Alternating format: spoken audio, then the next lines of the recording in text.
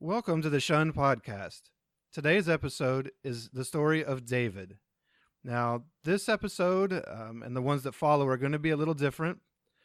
David had a lot to share, and so this episode is actually going to be, or his episode is going to be three parts. There will be two regular episodes, and then I'm going to throw in a bonus episode as well. The bonus will consist of some things that we talked about really before we got to David's story, before we really started outlining everything and putting it in order. We had a conversation that I think was pretty important and that some people need to hear, and I hope that it helps others. I will warn you that some of the story that we're about to delve into is intense. It does deal with the matters of sexual abuse. This is a very important topic. Um, the Watchtower organization of Jehovah's Witnesses has been under fire recently through some documents that showed up on a Faith Leaks site, through that story being picked up by Newsweek, by the Daily Mail, through the Australian Royal Commission, through the protests that were held at Warwick, the world headquarters of Jehovah's Witnesses in New York.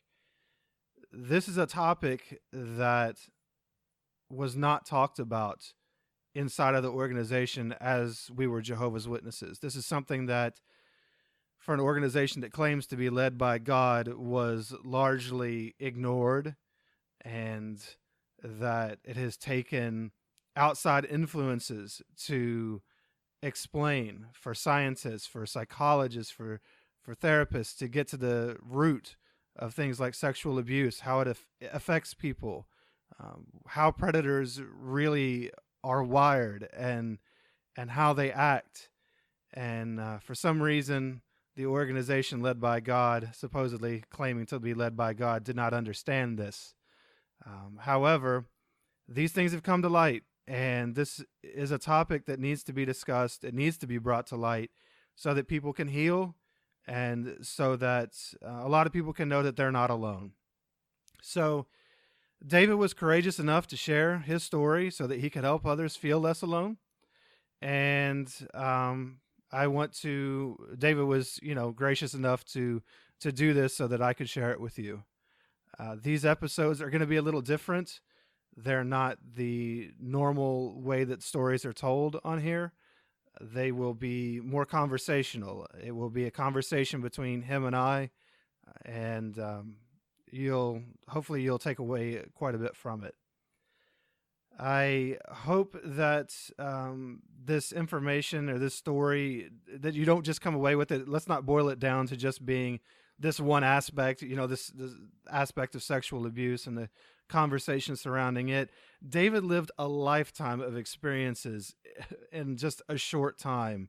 There's a lot to learn here. David is a beautiful soul for allowing himself to be vulnerable and to express these things. And then, you'll just see throughout his story that he's a pretty awesome person, a great human being.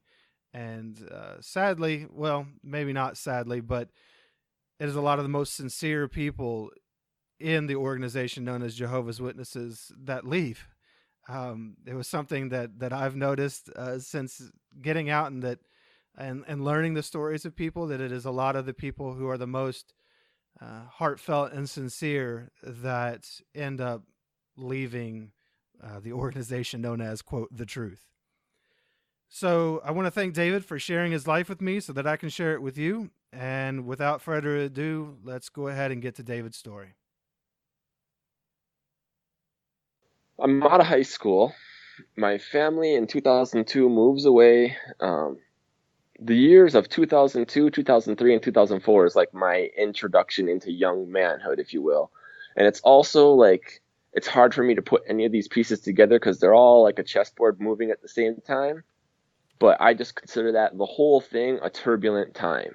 A turbulent in terms of who am I? Where is my place in this? What am I doing? And then like when my family moved, I felt good because I was out from my mom's, watchful eye, and I could be a young man. Hey, I got a place of my own with some roommates, and that was all very good. And simultaneously happening was in 2003. That was when my dad died, and I was living with the same roommates. And that would have been October 30th, or 2003, yeah.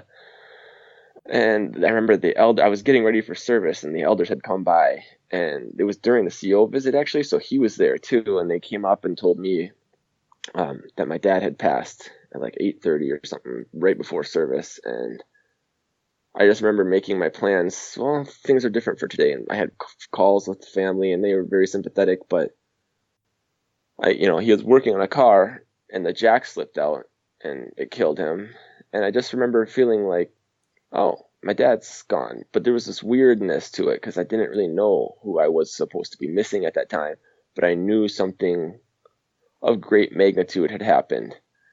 And I remember also at that same time, my girlfriend at the time it was on again, off again, up, down. And it was such a crazy world for me because I was 19, and to be dating this girl, I had never had a girlfriend before. I had no business dating. I didn't know enough about who I was to actually pick a good partner. But here's the funny thing, and like the witnesses put such stock in titles, where, oh, her dad doesn't like me. He doesn't think I'm ready or mature enough. Say that to my pioneer face. And then all of a sudden he has to, like, as dumb as that sounds, I was 19. He should have sat us down and said, you're an adult and you're an adult, so I can't stop this. I don't have to like it. But there was like this, we have to take a back seat because he's spiritually ranks higher than me, or something, like some stupidity like that, where these people had lived so much life. They should have just said, I don't care. I know you're an adult, and I know you've got this title attached to your name, but spiritual qualifications do not make you a good partner for such and such. This isn't, I would have probably rebelled and tried to get through it anyway.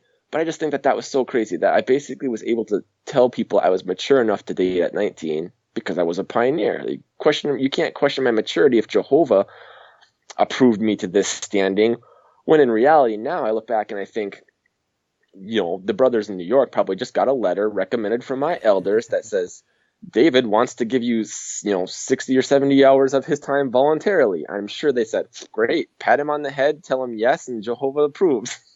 Absolutely. It's like, oh, what else are they going to say? If there's no privilege to it, they're just like, he wants to give us his time? Yep. Placate him and let him David, know Jehovah. They prayed over your individual application. And Jehovah sent like a dove Holy Spirit down upon your application so that you were confirmed as a pioneer. Yeah. It makes you wonder if anyone's ever been turned down that wants to give them that much time of their own. I doubt many have. Yeah. Anyway, so I've got that going on, and it was on again, off again. And I'm starting to get fed up with the whole dating this girl. I'm mad, and I remember when my dad had passed away, she got wind of it naturally, as word always spreads, and started sending me texts about how sympathetic she was and she was sorry for my loss. And I remember at that time feeling like, please do not be using this as a springboard, like to get us back into each other, where I'm vulnerable right now because of this, and I do appreciate your well wishes, but like if this is something that's going to just get us texting and talking again, where I let my guard down and we get back into that mess that I just know is not what we need, or what I need specifically, that was like a turbulent time where I couldn't tell everything had an angle, and I didn't know of like what was going on, and I missed out on ever really getting to know my dad. And he had thought he was anointed, and I had heard like right up to his death when we went to the funeral, it was like, I remember sitting there and they never talked about him being anointed. And then you find out that like, I guess they weren't even taking his comments at the time of his death in his kingdom hall, where if he raised his hand, they would just pass over him. And I remember thinking, what a nice, witness funeral where all his worldly brothers and sisters were there, and they got to hear what, Gary's hope for the future was, and how he viewed the world and God and spirituality and his path and his chosen life. And I felt like this is the perfect thing. What a good witness for all these family that I don't really know. Their faces look the same. Their eyes look like my dad's. And when they smile, I can see that we're family, but I don't know them. Like, my mom and dad got divorced when I was young, and they weren't witnesses, and they were his side, which I lived with her. So why would I? There was very little contact with them ever, but I still felt like I wanted to help them. And then now I realize, if any of those people had like really known probably how my dad was, his hope for the future and how the people viewed him up until his death, it was kind of like, I don't know. It didn't sit with me well that it was portrayed as this thing at the funeral, and like the behind the scenes machinations at the hall was, well, we'll pretend like Gary doesn't exist because we can't trust his comments anymore. He's too off the wall, Oh yeah. And I just felt, It's so there's a lot. disingenuous. Yeah, and I just felt like between my dad, my girlfriend, and everything else that was going crazy, my family had moved away. Steve A, my greatest role model and influence at that time, he lives about an hour and a half away, and I still make pretty regular trips to visit him. And the good thing was, like, the girl I was dating was going to his hall, so when I was visiting him, that's how we kind of got close, the girl and I. But when that fell apart, Steve was still there, and he's like, "Oh, Dave, I'm sorry. We saw this happening, but we thought we'd give you your the length of leash to be your own man and learn." And he goes, "But I would wish you would have asked me like what we could have thought about," because he was an elder in her hall at the time. And I just remember feeling that I had friends and still was supported. But this 2003 period also was the first time I went out to New York by myself. The very first time with Steve B was right after Steve A's wedding, and from the wedding, the two of us went out there together, and knowing without incident it never happened. But then Steve said, "Oh yeah, I'd like to bring you back where it's just you and I can show you more of the city and a longer thing." And when I went out there the second time, everything went just normally as planned. We went out in service, we met people, we went to visited Bethel and all that. And then I remember this was like the first incident where he had molested me. Was the night before the flight back home. We were in New York, and I don't remember the time or the days exactly, but it was either July or August, and it was just unbearably hot. We were sleeping on the floor of the apartment because I remember the wood was cool, but sweat doesn't soak into wood, so I was like laying in my own sweat, and the fan was oscillating, and I had fallen asleep sometime, and he was kind of up on the futon or like couch that would fold out nearby, but we were in this one room where it was still just really, really hot. And sometime in the middle of the night, I awoke, or I became awake, and I was aware that his hand had slipped in like an open fly boxers, like just like you'd slide it into your pocket, I guess, and was on my private parts. And I remember like just wanting to freak out and die, but feeling like I got no answer. I got nothing for this right now. Whatever's happening is beyond me. And am I dreaming? Is this real? Is this like heat nightmares or something? And I was so hot inside too. Like I was tingly, and I really, really wanted to just implode and like disappear. And I couldn't even make sense of it. And I remember thinking, has this been 10 seconds or 20 minutes? I have no idea. I just kind of came to, and it's happening. And it was like the most crazy thing you could think, that someone I trusted here I am, like the big city is right outside. I'm far away from home. I'm here all alone.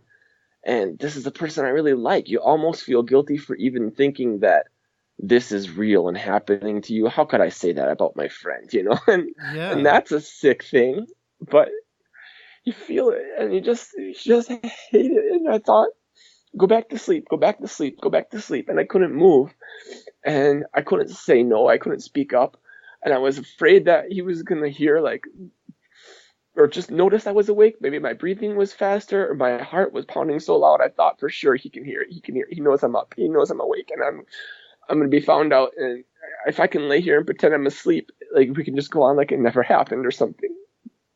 And I remember that going into. Sorry, I'm gonna have to just collect myself a little. Oh no, that's understandable. I remember as the daylight kind of started to drift in the apartment, after I had rolled over, I had kind of, to my mind, I thought I had pulled it off, that I I had mustered enough courage to just act like I had rolled over in my sleep and kind of got to my stomach where it's over, it's not happening anymore. And I had just rolled over where I was out of the reach and I was everything else. But there was no, like, I didn't go back to sleep. I just laid there thinking, and I remember slowly becoming aware that, like, there was an oscillating fan because of the heat, and it was white, but it wasn't, like, visible. I could just hear it for hours. And it started to take shape, and then the other things in the room started to take shape, and then it's like blue light coming in, and you can see everything. And I remember we went to the airport. He walked me down the terminal, and, like, he had paid for the ticket and got me out there and everything. So I felt, very, I don't know, I felt very like I had to be grateful and gracious, but something had changed. And so I said goodbye, and I walked away and went to the plane. And then he called my cell phone shortly thereafter and said, yeah, what was with that? You're just weird today, You're weird today. And you didn't even say goodbye or give me a hug. You just, like, left me there at the one where, like, people without a ticket aren't allowed past the point. I don't know what it's called, but I said, I remember apologizing for acting weird and tried to rush it off as in, like, yeah, I should have said goodbye. Like, I was guilted when I had every right to say, like, anything I would have wanted to. I would have been well within my rights to say or not say at that point. But I remember just, like, giving him the easy, I had a bad dream last night and I'm just feeling a bit off, which that was the point.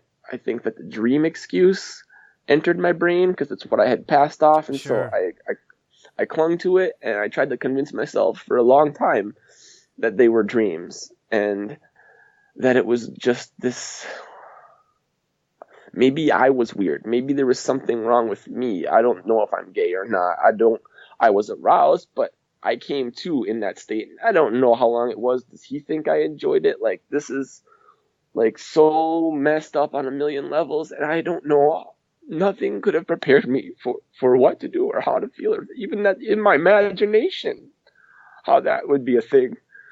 And then I thought you're going to internalize it, and it's easier to think that it's you, that you must have done something than it is to really give credence to the fact of how out of control that situation was and that someone else could do that to you.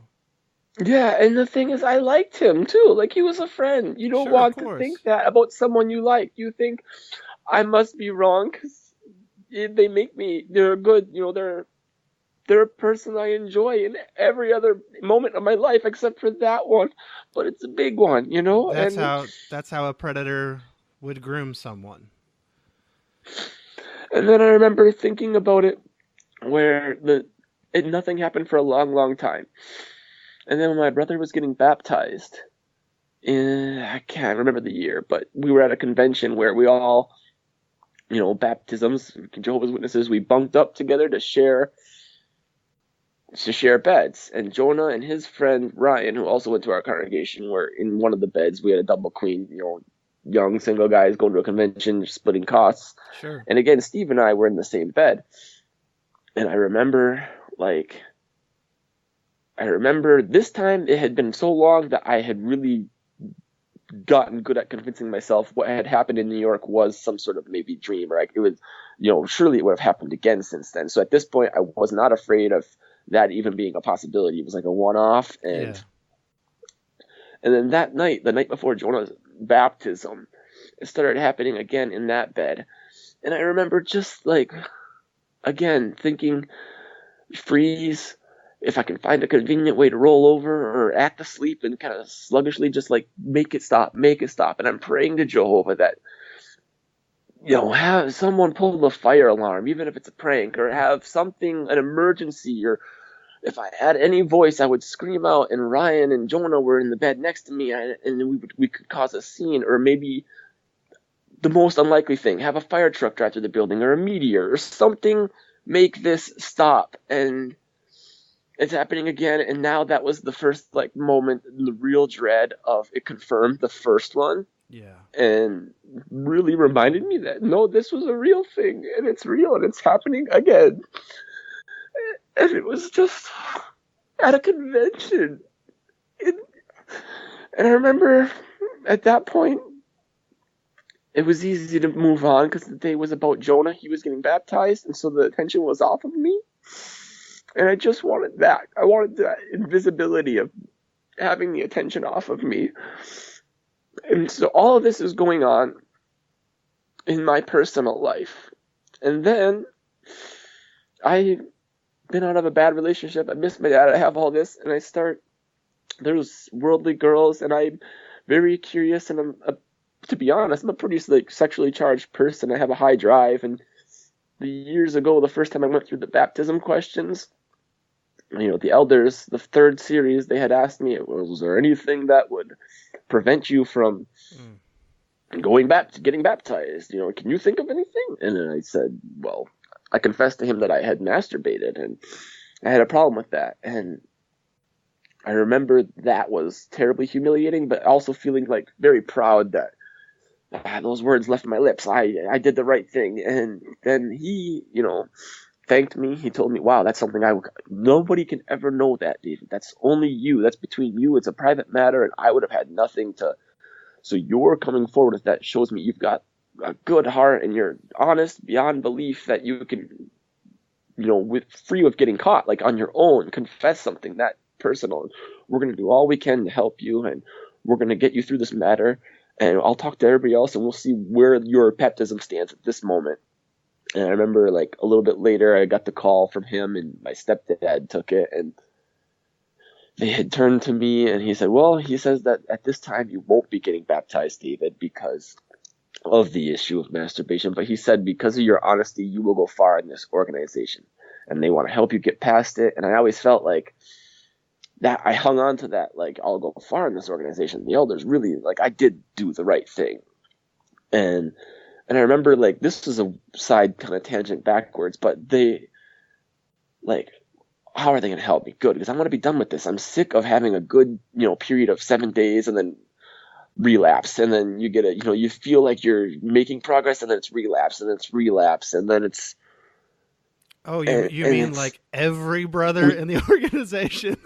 Yes. Well, and I would imagine, to me, I felt like I had the worst case of it in the world, and there was nothing that of course, because you're not allowed to talk about it, because everyone is shamed for it. Yes, in my private, life, this is going to sound awful, but being completely honest, there were conventions where I was in that place for 8 hours a day. The convention bathroom, I didn't care. I was very sexually charged as a young man, and Kingdom Hall, that's not off limits either. I had we laugh about it, and there'll be a lot of witnesses who, if they hear this, they'll just think, oh, I know right kind of what witness he was, that bad witness who would, if you would even sacrilege. But my struggle was a real thing, and I hated every time it was happening. I hated it, and I wanted them to help me. And what did they do? They Xeroxed some garbage out of a Watchtower article for me, and then told me to read the Young People Ask book. And I thought, wait, I thought they were gonna meet with me and pray over me, or tell me about their personal experiences, or something that would really help. Xeroxing information. David. They're not going to admit that they have an issue. I could have printed off something like this at home. That's their help. I remember feeling very let down by that. And so, in my mind, I thought, well, thanks, Elder Body, for all that help. God loves a Xeroxed and stapled together 5 sheets of pages. I just felt like it was. No one really cared to help me. They just wanted to say, please don't come back and tell us you still have this issue, because we want to baptize you. That's what they were hoping, was just to put it behind you. Yeah. Let's go forward. Yeah. Not that I actually was struggling with something and the emotions of it hurt or anything. And heaven forbid they let you know that you're not alone. Those men could have talked to you on a real level and let you know that it was something that they had struggled with or whatever, but instead they left you on an island and gave you a sterile article from Jehovah's Witness propaganda. Mm-hmm. And the funny thing was, though, for who I was at that time, as upset and let down as I was, I decided I still was going to take it to heart, and I read the Young People Ask book. Of course. Which, to make matters worse, starts off with this: the Apostle Paul has an affliction in his flesh, does what he doesn't want it to do, or his spirit wants to do this, but his flesh is weak, and it keeps doing that. And that was like my mantra. And I remember when one of the elders had asked me about that, and I had said, well, the Apostle Paul, he had a problem. We don't know what it was, but his flesh was weak. And he said that, and the guy's honest to God reaction was he laughed, like a chortle, like a quick snort, like, oh, I'm sure it was masturbation. And I just thought, like, Oh, God. I've made this, like, I've taken your crummy article to heart here, and that was part of it that meant something to me, was that even the Apostle Paul had a weakness in his flesh, and me, for having this weakness, like, I can identify with something like that, and you're gonna, like, I just felt I wasn't taken serious, and there was not the heart and tenderness that I felt should have been shown by a shepherd. Oh, no, And not at all.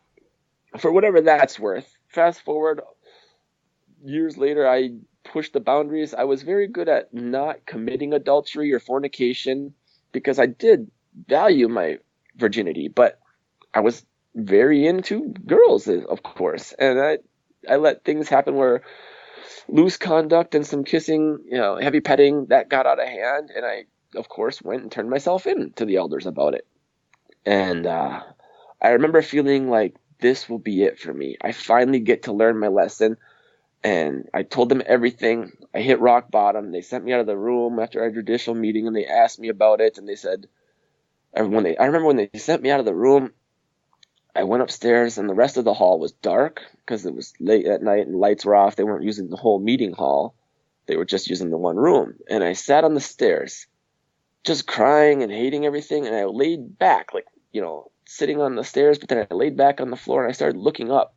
And in my mind, I have a very, like, analogies and visual mind and, like, interpreting things. Mm-hmm. And I remember seeing the exit sign lit up in bright red, and then the speaker that the voice comes out of in the Kingdom Hall, and then the air vent that moves the temperature of everything. And I felt like, all right, the air vent is like Jehovah's Holy Spirit, and the speaker's like his voice, and all this is moving these elders right now he's using their voice and his Holy Spirit to guide this decision.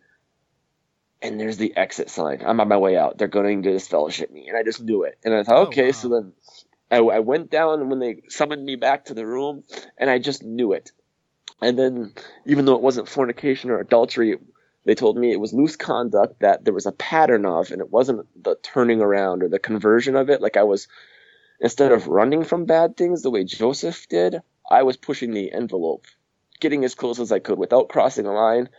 And such a pattern shows that, I should be disfellowshipped. And so I felt like I had finally got what I deserved, but it was the reset button I needed. It was the start over I had needed. And I can learn now. I can really learn. Like, like, instead of floundering in this middle ground, I've bottomed out and I can start climbing back up and rebuilding my life. And it was just a crazy time because now I'm disfellowshipped and everyone, I was pretty popular in my hall with a lot of the young ones in the crowd, and people, I don't know, there was weird things too, because my best friend, like, one of the things that I find odd too is we had, before I was disfellowshipped, like, he and I had tried pot with one of the neighbor guys in a neighboring apartment complex once. Mm-hmm. And I don't like drugs or alcohol. I'm very anti-substance, but you're curious about these things. And my buddy had told me that he had tried several things in the past, like whippets and other, like, teenagey experiment stuff. And I thought, okay, well, if you do, and I would go along and I can learn. And I remember doing it the first time I tried pot, and I remember feeling this, like, I'm not a smoker. I don't know how to inhale, so I did it wrong. Because this can't be what all the rage is about. This is the dumbest thing ever, and there's no joy. There's no joy in this. This is not what everyone thinks is so funny and they, talk about. So then later, I told that, and he's like, well, go back, try it again, and make sure and we tried it again, and it was the same thing. And I was like, that was when it really hit me, like, oh, yeah, this is just what it is, and it sucks. It's like it's not for me. Drugs are not for me. That's just super relaxed thing. Like, I don't need to alter my mind to have a good time. I felt better before all of this, and there's nothing about this that is worth pursuing or paying any extra money than breathing the normal non-smoke filled air I was breathing 20 minutes ago. And that was when I made that decision. But I remember at my disfellowship also feeling like I never told them, and so I felt like my disfellowshipment is also paying for this thing. He gets a fresh start here because now I've taken it, and that secret goes with me, but someone's paying for my actions, and it's me. And everyone gets a fresh start. Everyone gets a fresh slate. As crazy as that sounds, that's how I felt. Like it was the absolute best thing for me that I could be disfellowshipped and just start over, get back, and like boom, everything's forgiven. Everything's back on square one. The reality of how my disfellowshipment went, though, was much different. I eventually I had a worldly girlfriend, but it was never sexual again because like my virginity did still mean something to me. And I remember trying to convert her all the time and talking about going to the meetings. And I also had a pretty full-time job where I would show up to a lot of the meetings in my work uniform and have to go right back to it. And the elders eventually, they watched my pattern for like a year and a half. And during that year and a half, like, I'm very into music, and there was a lot of songs that meant a lot to me. And like, you lose all your friends, and like I think my whole having that worldly girlfriend at all was just, you need adult conversation, someone to talk to, so I didn't go insane, was more than anything, because it wasn't a sexual relationship. But I remember just like there's a song by Bell and Sebastian called "The Boy Done Wrong Again," and that's a brilliant listen. It's sad as heck, but there's a line where he says, "Hang your head in shame and cry your life away." And I can't even tell you how many times like I would sit in my apartment singing that loudly, just bawling and pounding my chest, feeling like it was just anthemic. It was an anthem for me to feel like the boy done wrong again, hang my head in shame and cry my life away. And I just wanted it to be better. I wanted it to be better. And I thought that what I was doing was going to pay for everyone. But then I see them around town, and they've all known me.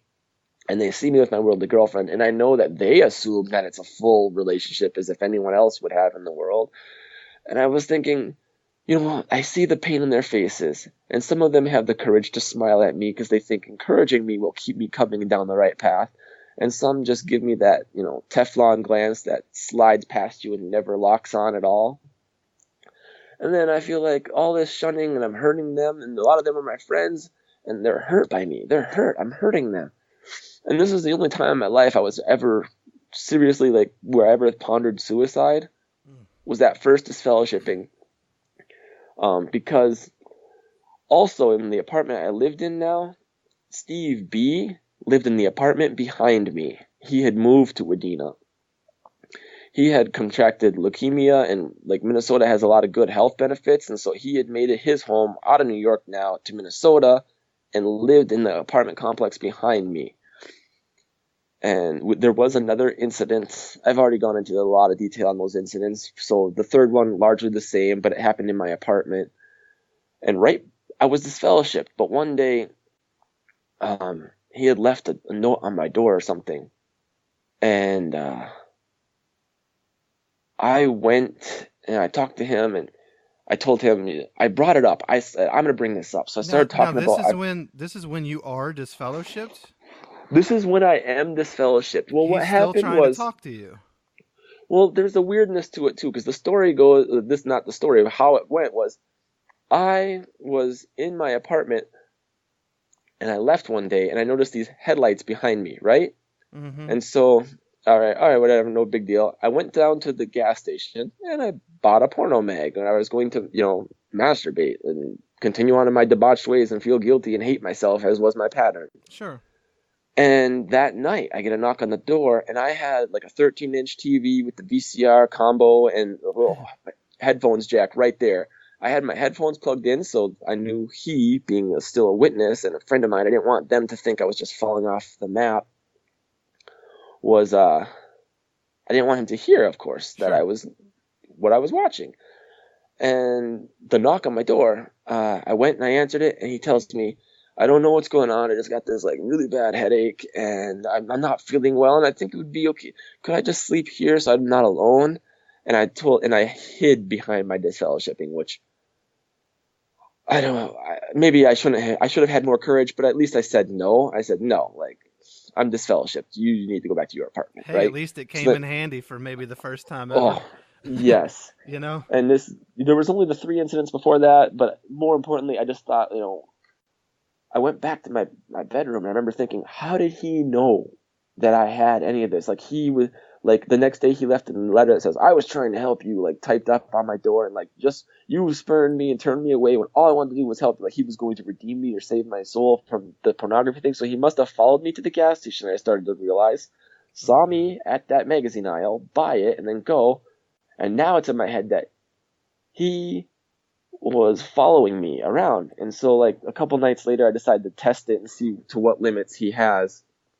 How far do you want to take this? So I'd start driving around late at night, and then I start noticing there, sure enough, the headlights are following me, and they're lagging back. Like, they never get right behind me. They, like, turn after I'm about at the next block, and I decide, well, there's a town like 45 minutes away. I thought, I'm going to really make him think, well, what's he up to? Where's he going? So I started heading towards that town.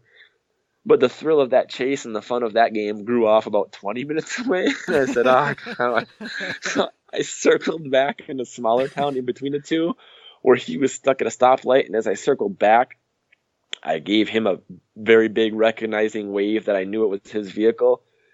And then I started going back home. And when I got home, there was already a message on my phone from him, long, weepy, and apologetic, and saying he had overcrossed the bounds of our friendship, and he was just worried, and he was so out of line to follow me, and he just Oh worries about damn, me. And he's a stalker. oh yeah, and that's the thing, is that's why it's like I struggle with knowing or not whether or not I was an isolated incident and he was in love with me in some way to have this level of it, Well, or he was it's like a all about non-practice. power.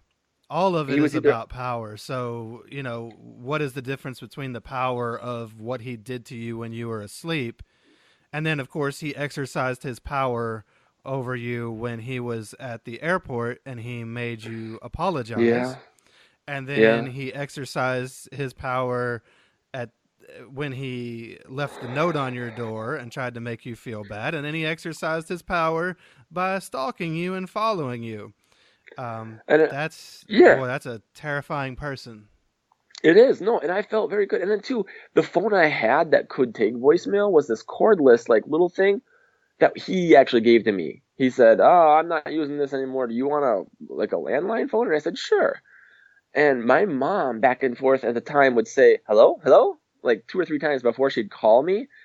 And he was a computer programmer. He like built computers and did hard drives and stuff. And I'm not sure if this is possible or not, but she says there would be times where I would hang up and she would hear a second hang up or like a Mm. second pickup or maybe breathing that wasn't me, or like as I was talking, she thought she could hear something on my end, but always assumed it was background noise on my end maybe.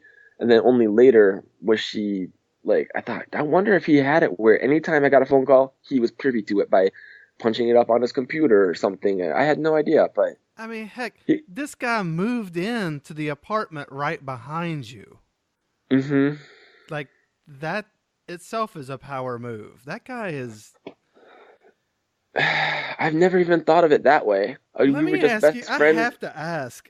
Was he visibly sick? Um, I mean, a Not person with visibly. leukemia The, you would think would have, and maybe I'm wrong, I'm certainly no medical doctor, but you would think he would have some sort of physical, manifestations of not only yeah. the illness, but the treatment. So was he? Well, he was going to a guy and he knew the doctor's name, which is, I can't confirm or deny, but I believe he was sick. He was seeing a specialist in Fergus Falls for like an hour away for doctor appointments. And I do know that he like loved tennis and loved biking, and he would go and play tennis with some of the other brothers out in the hall. And then Mhm. he started to say one set was all he can do. I'm too tired, and like he would sleep all the next day because he was just wiped out, I guess. Hmm. And so he was less and less up. He was always sleeping, it seemed like, and he started to be, if not visibly like falling apart sick, he started to be less than what we knew him as. So I've never questioned, I guess, his sickness. Hmm. And eventually it went into full remission. And the first thing he did was got out of Minnesota. He went to Colorado and Washington. And just for how much he traveled, I've just always wondered, was it some sick like love he had for me and being a witness makes no allowance for being gay. So I Oh don't well, know. I felt like, let's go ahead and establish he was sick. You know, sure, but was I he was a an sick isolated guy. incident? Or was like Ah, he predatory everywhere he moved? Were there people going through what I had gone through, unfortunately, and I was just like one of the well, houses in the tornado's path, so to speak. why would he stop after you? I don't know. I don't know. I just felt like, and I hate to say I was a special case because I don't. That sounds so messed up, but I felt like all of this showed that he was maybe in love with me or had thought that more. I don't know. I just feel like he was. I don't know. I don't know. I have no idea. I guess it's hard for me to understand it, and I went Well, through it, sure you and can't so because it's not like you can ask him. You know, that's part of the whole power yes. play. You know, is to leave you so leave your mind so blown that you can't figure out what it is. Um, God, I hate him. I hate him. oh, And the funny I thing is, hate him too. and God, it's hard for me to say that because I don't want to hate anyone because that in itself is they have a power over me that makes me hate them. And I yeah, remember like I'm gonna kind of close the book on him so I don't have to keep going back to this. sure, But I'll come back to when I was disfellowshipped in my apartment and I was yeah, like suicidal for the first time in my life. I thought I'm hurting my mom. My roommate sees me, and when I come to the meeting, no one wants to look at, not roommate, but my neighbor, apartment neighbor, yeah, this Steve. And everyone sees me, and all I'm doing is hurting all of them. And maybe I should like, just go down and lay on the railroad tracks in the middle of the night or something and like hurt them all in one fell swoop and get it over with. And then they can just move on with their lives, and I'll be gone from them and stop hurting them every time they see me in an aisle at Walmart or whatever the situation. I hated that I was hurting them with my disfellowshipping, and it was like I wanted it to stop. And I remember telling him this was like the last conversation we had while we were disfellowshipped. I went over and I talked to him and told him how I had had all these dreams, and God, being disfellowshipped is a mess in itself, but having yes, this guy live behind me, and when he wrote that note and I said he's done with me, he was going to help me, and then he cries and apologetically he crossed the bounds and all that stuff, I said, well, I'm going to go do the olive branch to him now. And we had a conversation about, I don't remember what everything else was, but we're kind of doing a closure on our relationship. And I thought, well, before this closes, I have to bring up these dreams I've had, you know?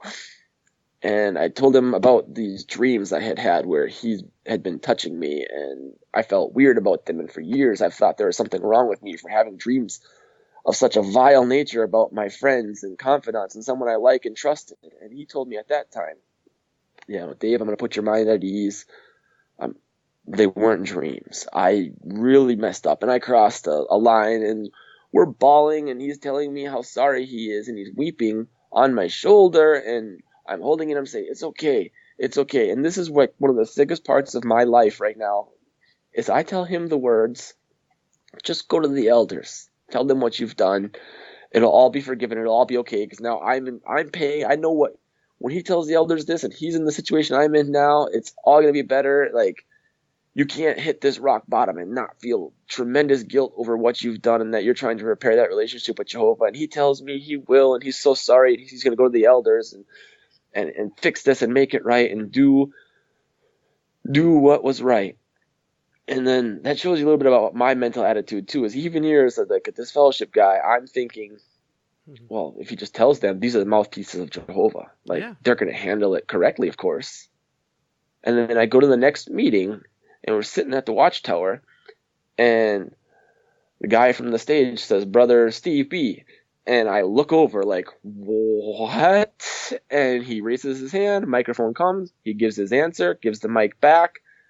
And I remember like wanting to stand up and scream, that guy shouldn't be allowed to comment. Like, what? Like, I had no, I, it's weird now that I didn't stand up. But afterwards, I grabbed a couple elders and said, hey, come, Steve told me, there was a thing that happened between him.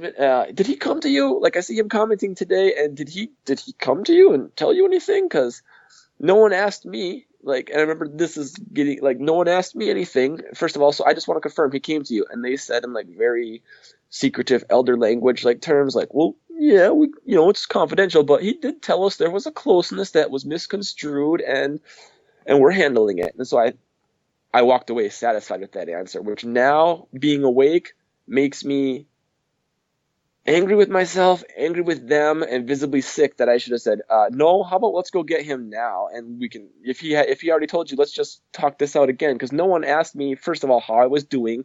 So I look back at it and I know he didn't tell them anything. He didn't tell them anything, because they would have come to me, even as a disfellowship person, they would have wanted to confirm his confession and say, this is what he told us. Is that true? Sure. And even if I was the lost sheep, I felt like very hurt that my opinion didn't matter. I was disfellowship. They got the faithful person to say it. That's the more important word, where even if they asked me, they were never going to come to me. So I kind of expected it. Like, well, of course they didn't ask me. Where now I look back and I see how flawed that is. They definitely should have asked me. They should have come and said, lost sheep or not, how are you? Are you okay? Is any of this, like, geez, David, like, we had, like, God, like, we had no idea, like, this was going on in your life. And, It like, shows do you how need little anything? they really cared. They didn't. They wanted to handle the matter. That's all that mattered. And they took one side of it, never confirming it with me, which I now obviously know he mentioned nothing that would have equated to pornea. He maybe just confessed feelings, and they probably prayed with him, shared a scripture, and said, you're doing the best you can, and then patted him on the head, sent him his merry way, and he's allowed to comment at the next meeting.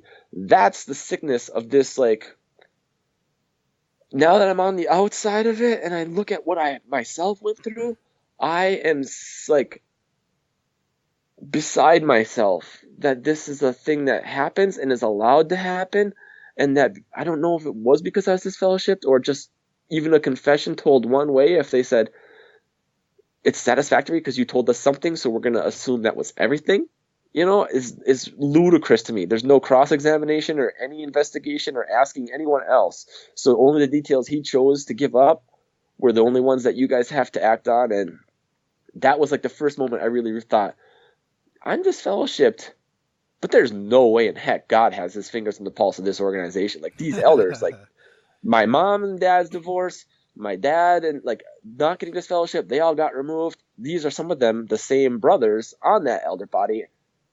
And it's bungled situation after bungled situation after bungled situation. This isn't God's organization. This is not God's organization. However, my heart was so wrapped up in it, all I wanted to do was get reinstated. Well, of course. I never could, the night I was feeling like I wanted to hurt them all at once, but then get the hurt over rather than continually hurting them on. I called Steve A., and he was an elder in a different congregation. His wife answered, and very nicely he put humanity before, procedure of Dave can't talk to you, I'm the linchpin that if my firmness tells Dave the error of his ways, he'll stay. He knew that, Dave, don't do that. You're not hurting anyone. That's a selfish thing. And however you're feeling now, it will pass. Just remember, Jehovah knows, Jehovah sees. And he kind of talked me off the ledge, metaphorically in that sense. It wasn't an actual ledge, but from my mind state of, this is the worst thing I've ever experienced. I'm a very people person, and I have no people, and I'm hurting all the people I do care about, and I can't make myself better. I can't. And eventually I just kind of decided that if the witness is right or wrong, they don't get involved in wars. They don't gamble money away, or, hopefully the idea I had of them was they don't beat their wives and drink, although we know that that's not true either. Like, no, that they're they good just shun people to be and around. ignore child abusers. Yeah, so they're good people to be around is how I thought. So Sure. Whatever I felt about this local elder body, and maybe this is just something beyond them, the Steve situation, who else would I want to be surrounded by? These, whether or not they have the right answers to eternal salvation, they're good people, and I should go back. So I went back. I got reinstated. Can I ask you so before we get to your reinstatement, can I ask you a couple questions? Please, yeah, keep me on track as much as possible. It's so hard. No, these are just a couple things that I just wondered about. This is actually going to backtrack a little bit, but so you're disfellowshipped, and the elders, so like you went to them about the abuse. Hmm. You had mentioned that I think you were out for at least a year and a half. Yes. During that time, that year and a half, did the elders ever did they meet with you? Did they try to encourage you?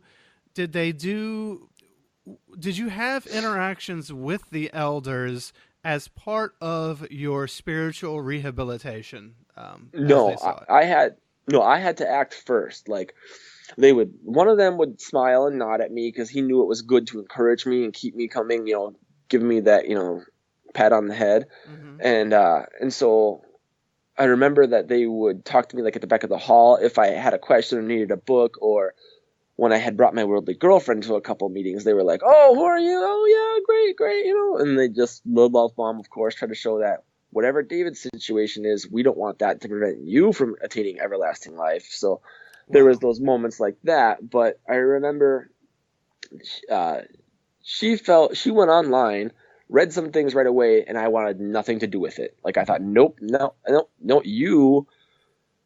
Who are you gonna trust? Me, who lived it and went through it? I'm going through it right now, or stuff you've heard online from people you have no idea about. And I can tell you what those sites say. They're bitter apostates are just going to have their bitter. Of course, they were mad at the organization. They left the organization, and their feelings are not, their story's not mine. And I felt like I didn't want anything to do with it. And so Isn't when it her and amazing I, what the mind will do, though? I mean, those are just bitter apostates, but here I am, a person who has been abused, has been ignored, I'm being shunned, and no one, we have these supposed spiritual shepherds who, and the elders, are supposed to be caring for you, and yet you have to initiate all of the conversation with them. In other words, because you're not the first person that I've asked this question. And what I'm finding is that, so once you're disfellowshipped, the elders watch you, but they don't try mhm, to help you at all, do they? They don't no, and approach you and say, "Hey, how are you doing? We care.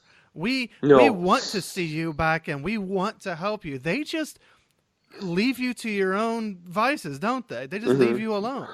They largely do. And the funny thing about it is, like, if I didn't initiate, like saying to them, um, "Oh, I'm thinking about writing my letter. What do I need to do?" "Oh, we're so glad you asked. Here in the Organized to Do Jehovah's Will book, there's the process that you go through to do that, David, and all you need to do is do this, and then give it to one of us." And so it's like I wrote my letter. So then they talked to me a little bit more, a little longer at the back of the hall. Then I felt good, and I wrote this awesome letter, just reinvigorated by that. I'm gonna give this to them. This is the letter that gets me back. And I felt like that. And then what happened was I wrote them that letter, and at this time I was still working at Taco John's for a lot of it. And on Sunday, that was my day to do the open to close. Sunday, they didn't open until noon, Okay. but to get food ready and hot before noon, I had to get to work at like 10, get all the hot table going, Sure. meat, beans, cheese sauce, all that Taco John's-y stuff. And, uh, and then I would buzz off to the Kingdom Hall. Like, I had to get that on before 10 o'clock, so it would be heating up, staying hot, and then it just heats up slowly where it's ready to serve by noon. But at that 10 to noon, it was leave Taco John's, lock it up, go to the Kingdom Hall in my Taco John's uniform, often unshaved, and then right afterwards buzz back out. And then I worked 12 to close. That was my open to close day. So, it's Holy like a crap. 14-hour day anyway. And in my letter, they had said, well, we'd like you to come more with the appropriate attire, and sometimes you're not shaved. They're And so such assholes. we're gonna, we're gonna, and they even told me, this is a test. We think you're doing good, and you've been here at all of them. So they recognized the effort that it must be taking for me to, even that I can show up in my work clothes, and like, God, you're busting to be here, and we appreciate that. However, we want to see how bad you want it. That was basically the message. And they said, keep coming a little bit more and try to write a letter again in like 3 months more after working on the few things we told you to work on.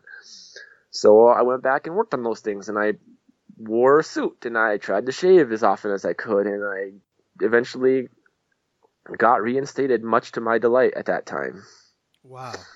Well, I appreciate you answering that. And then I also just wanted to point out, because it's something you said, but I think you also alluded to the fact that you may see it differently now, and that even Steve A helped you to see it differently.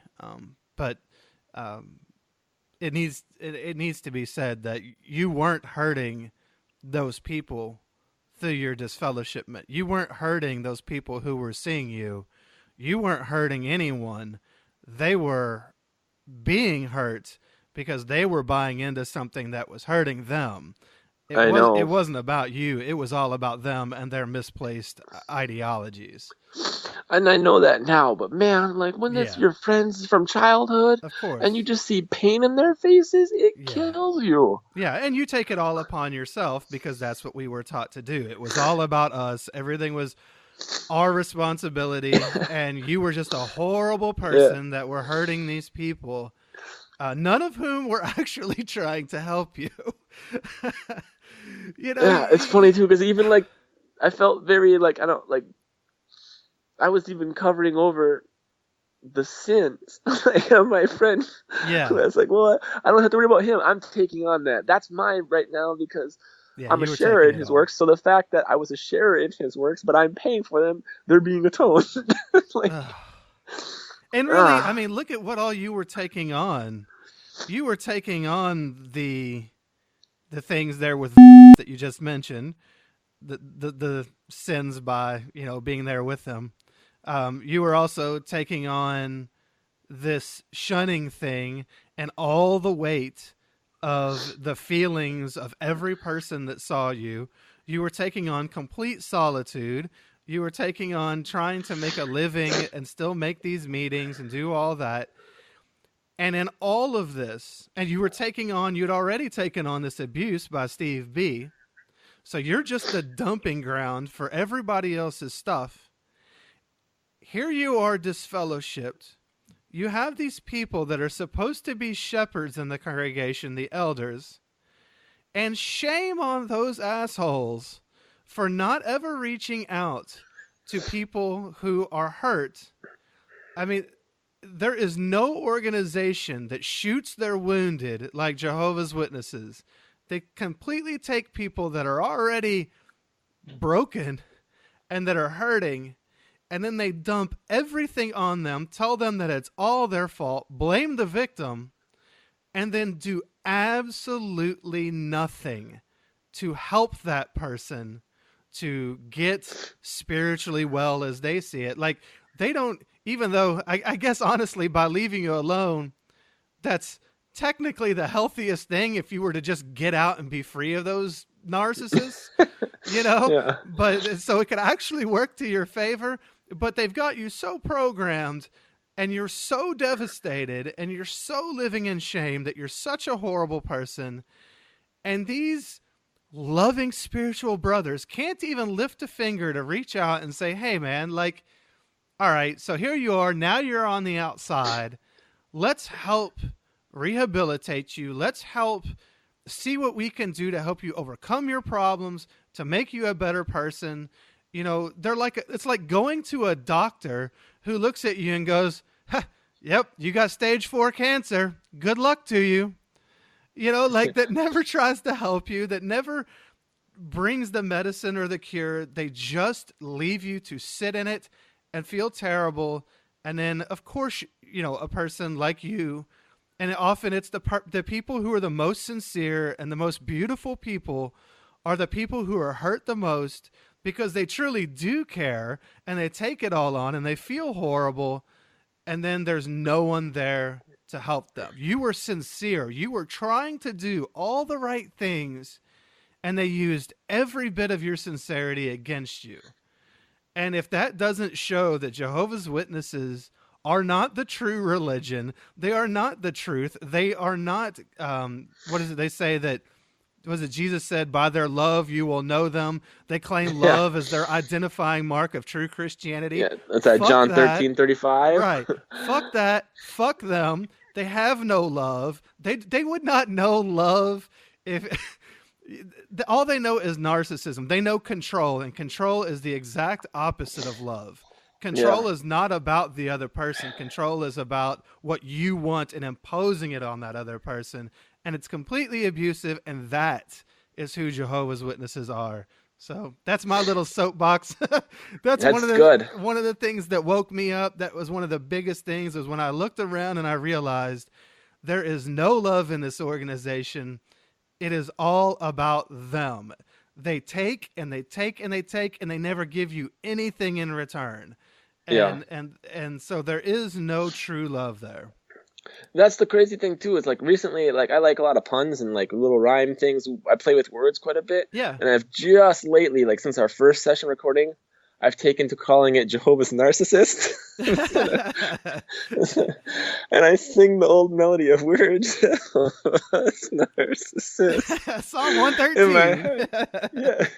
And it makes me smile. But the thing is, I realize now, like, to mix the people you know who are believers with what the organization is it's like how you said all of that and said there's no love, there's no. The organization, if you stripped, they've given me a lot of reading material over the years.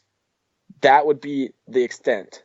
My friends who are believers, they have shown love, and it was a lot of it conditional, and you can feel that real love exists with the people I knew inside the congregation. Right. However, when you look at the policies in place just for how the organization is run, that's like saying, I worked at Taco John's. My employees and my current co-workers, I should say, actually cared about me.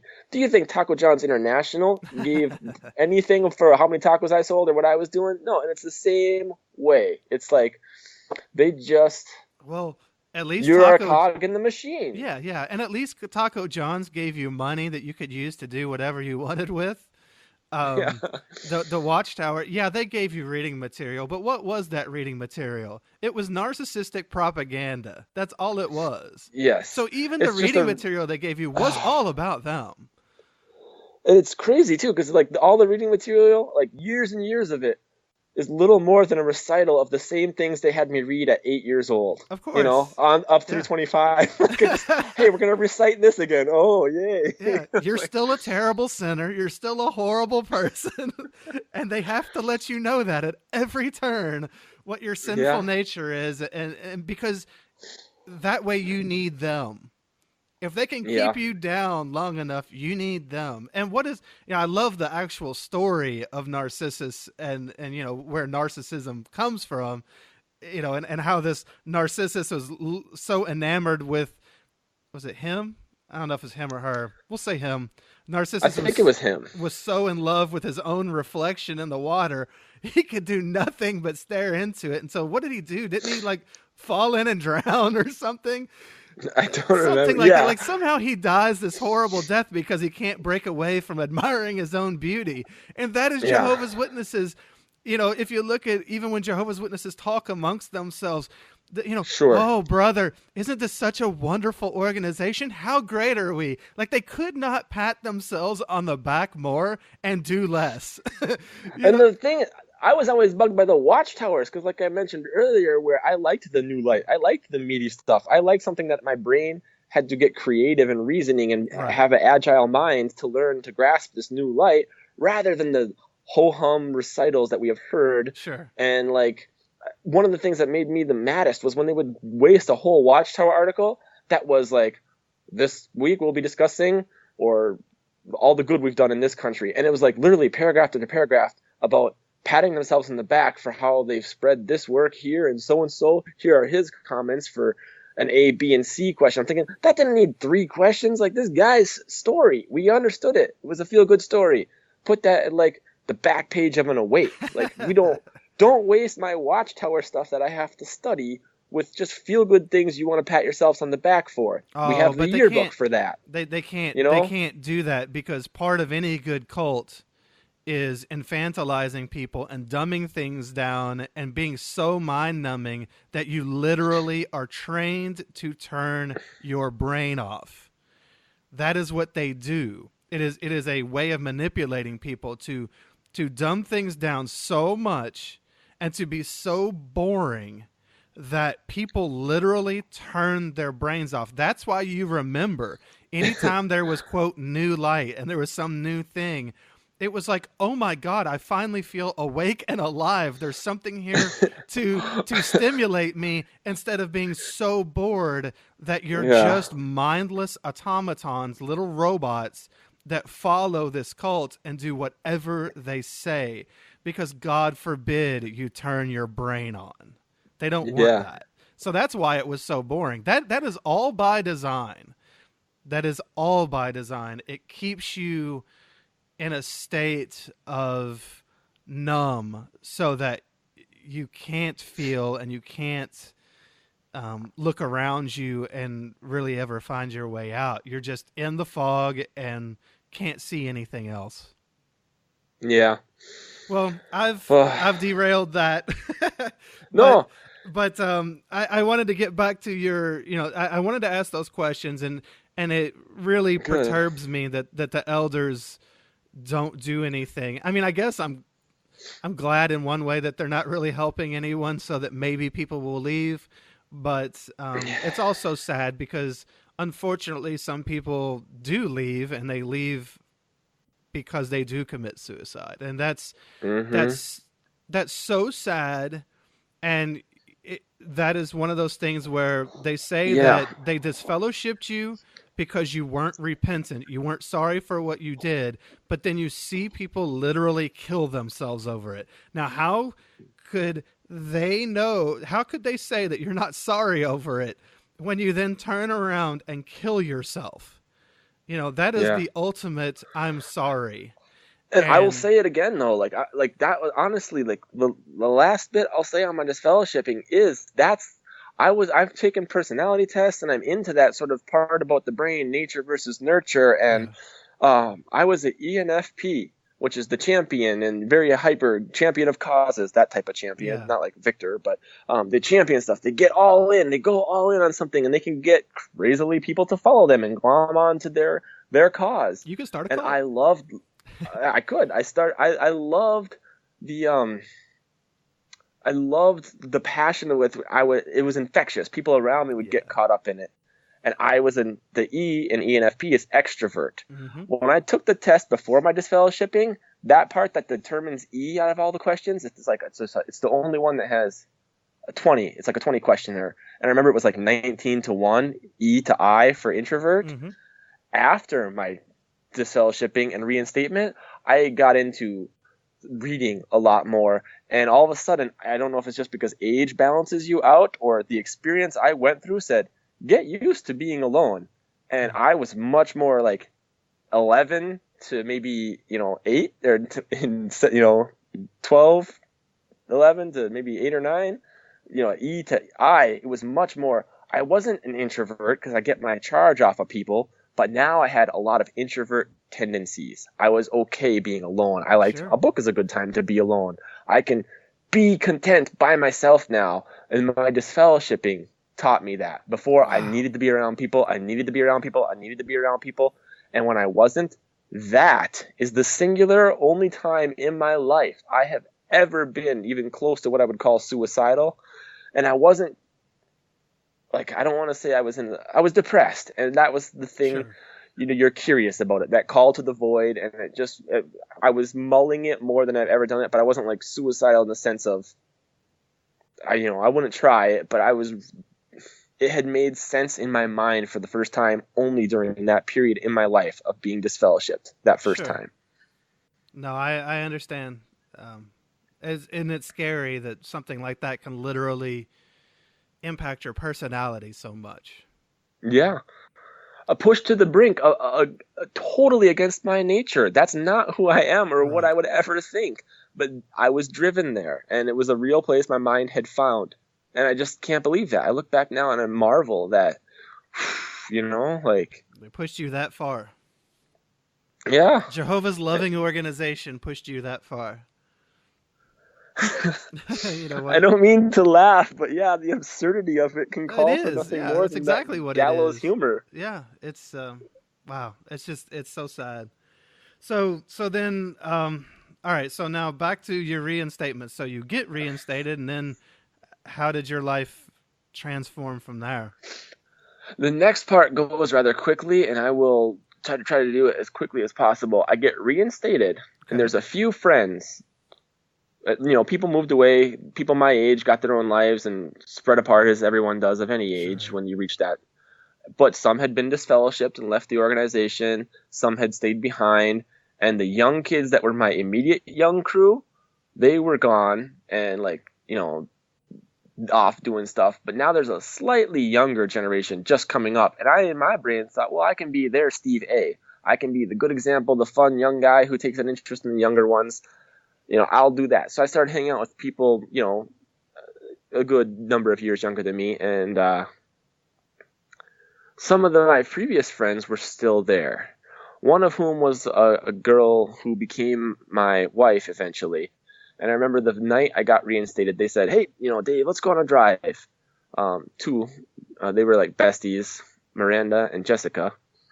And I thought, I couldn't believe it. Like, whoa, this quick? They hang out, actually spend time with me, not just, pat me on the back and we're glad to have you back, like at the back of the Kingdom Hall. Like, this is going to bubble out outside the walls of the hall. I get to hang out with my old friends again in the real world again.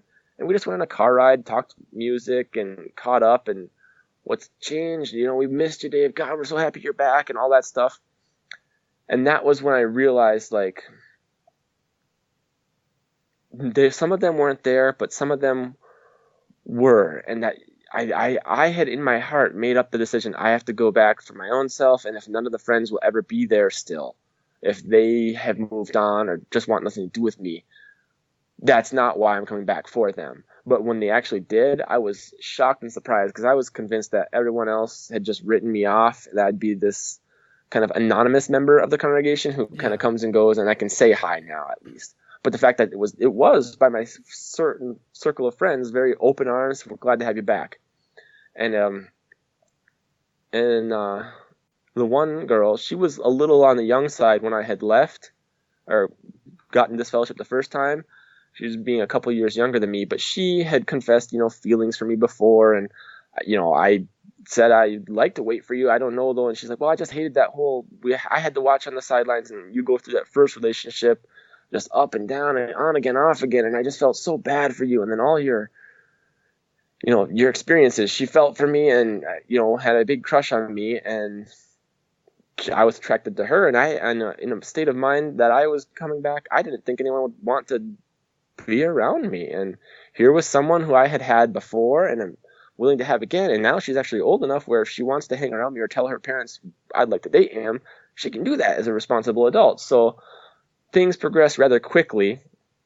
And we were married I was reinstated the first time November 30th. And our anniversary the following year was November 17th. So within under a year of being back, I had gone through the dating, engagement, and marriage process. Recently disfellowshipped. A lot of people didn't like that. And, how sure are you about this? He's only been back a little bit of, time or whatever. But so I got married relatively quickly. And looking at it now, it was what I wanted at the time. What I wanted at the time, though, was it was part of the love bomb, too, about getting back, like, oh, I'm back now. So all this love hits you. Everyone, even the people I thought who would write me off were, oh, yeah, welcome back, but it'll never be the same. When I saw that was a worry of mine that dissolved between certain ones, I was like, oh, great. But then at the same time, Miranda, the other one who was Jessica's best friend at the time, started to decide that she was just going to leave. She was walking away, going inactive. And we had tried like multiple times to reach out to her and save her. And she was leaving to go with this man. And we were like heartbroken that we were losing a friend of this sort. And it was like other friends of our circle had already left and they had been picked off. So it's really dwindling down the pool of our group of people. And now we lose this last one who was kind of the glue that kept it together. But I think she even felt licensed a little bit that when you guys are probably going to start dating, so I can kind of see that now. And so I can do what I want finally because you'll have Dave, Yeah, and she was letting go. Yeah, and so she's letting go and kind of passing the baton off of who's going to take care of the friends. And also sort of through that really expedited what our friendship becoming an actual courtship, because now we're like the only, 3 or so left from that original core. and one of them is leaving. So it really brought the two of us together, and it was natural that we formed a closeness over the loss of this friend. And now we felt like it was once just us. We're the only two. There's a couple younger than us that we still hung out with, but other than like, it was like they were just all going. The congregation in a few short years changed so drastically that we got really close over all that. You know, we had that in common, that we lost all the same friends, and now I was back, so things would steady out. And she was a young girl, and I was a young boy, and we started dating and got married. And I felt like I had something to prove to everybody too, because like I wanted to let the record show when I was disfellowshipped, yes, I had that worldly girlfriend, but it wasn't a sexual relationship. Like, don't think I went out and lived this debauched life and now she's given herself to someone who's not worth anything. Because secretly too, in myself, I had felt like everyone's going to view me that way, and I'm not going to be worth anything to myself if I'm not worth anything to their eyes. And so you feel this, who's going to want me? I've been disfellowshipped, and I know what I've done, but they don't know what I've done. I'm so soiled, and I've lived in the world, and if they knew that I had tried pot twice, and, you know, they're just going to, like, and I hated it. You know, you feel those things, and I had the worldly girlfriend, and they probably assume the worst, and no one's going to want me anymore ever again. I will always have an asterisk of, welcome him because he's your brother again, but don't ever trust him because he's a person who did stuff that he's untrustable, right? I thought, of course. And so the fact that I had friends left, or someone, whoa, you like me? You would want to date me? It was like this, I'm going to act now. And it's just us two left, and we seem to be the last two sane people in the congregation of the similar age. Let's get together. And it was, looking back now, I'm out of that relationship, of course, but it was such a bad choice for so many reasons. I should have taken a lot of time to not just be so glad that I had some friends who still were willing to like me and be, you know, friends with me first. I should, like, when you're expecting no one to ever take you again, no one to look at you and view you as an honest person because you've been through that. Yeah, you take what you can get. You kind of take what you can get, and then the pool of people is dwindling, but... Yeah. You know, like when you look at like what someone is in a marriage partner and like what your qualifications are, she was young then too, so she had a lot more. She's different now, and I don't want to make this the why her and I were a bad couple, but just the one thing you notice about the truth, I will say is, or not the truth, the organization. I gotta stop saying that. Is they don't, JT and Lady C say it a lot, like they don't teach you anything about how to evaluate a person. They ask you if you're interested in dating someone in another hall, how many hours in service do they do? Oh, okay, so they move a lot of product. How spiritual someone is, or how many hours in service, or is he a ministerial servant? Is he a pioneer?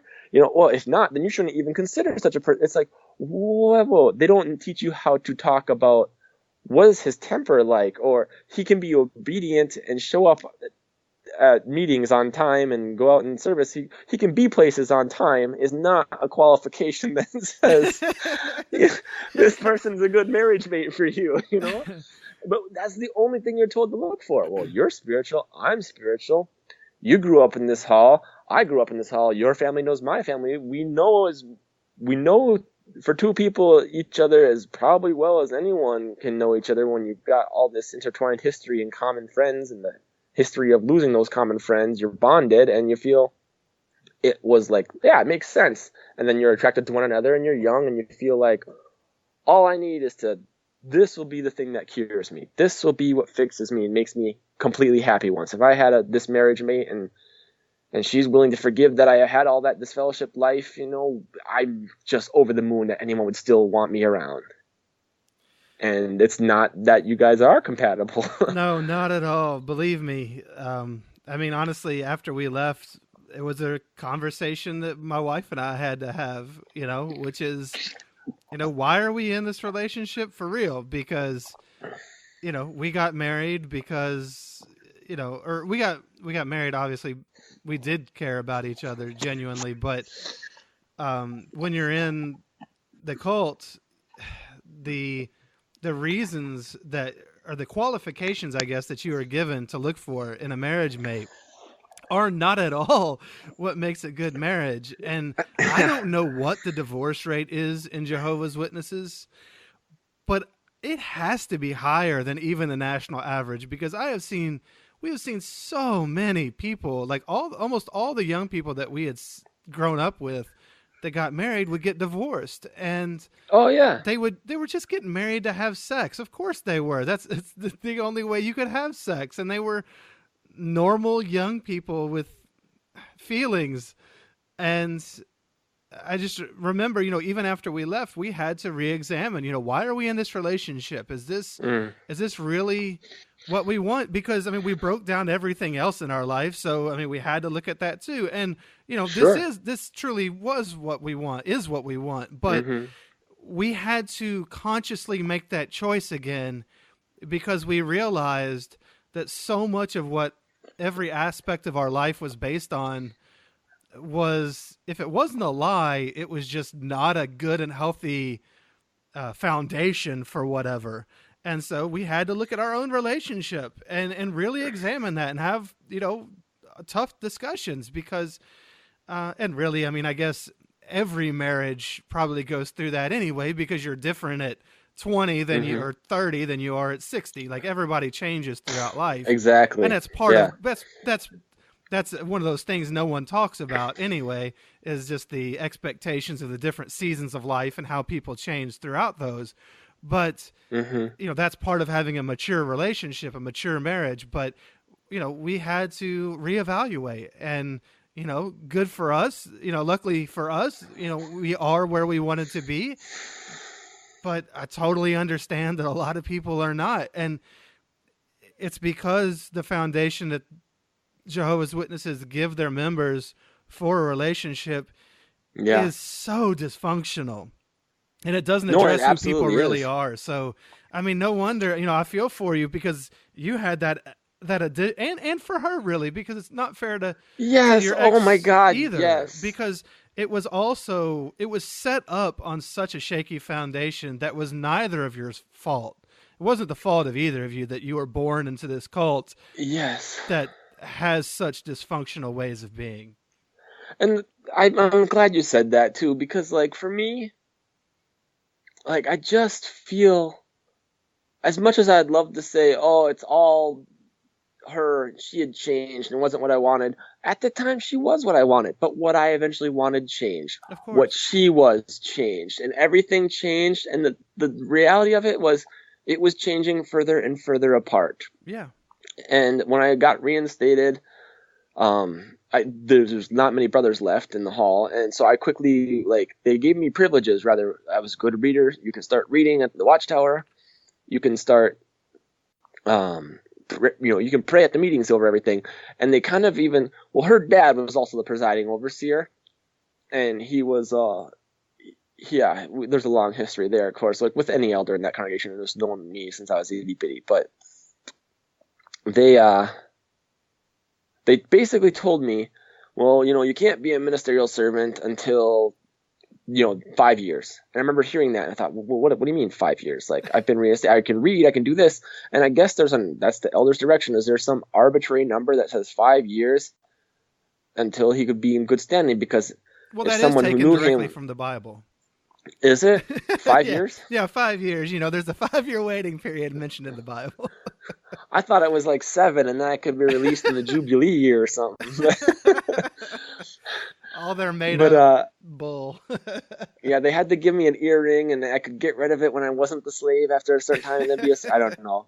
No, but seriously, I shouldn't make jokes, because to you and I, it's funny, but if someone listening has no idea, like, they make up a lot, and there's arbitrary rules and a culture of it where I remember feeling like, I'm more spiritual now than I've ever been in my life. Like, this is I'm ready.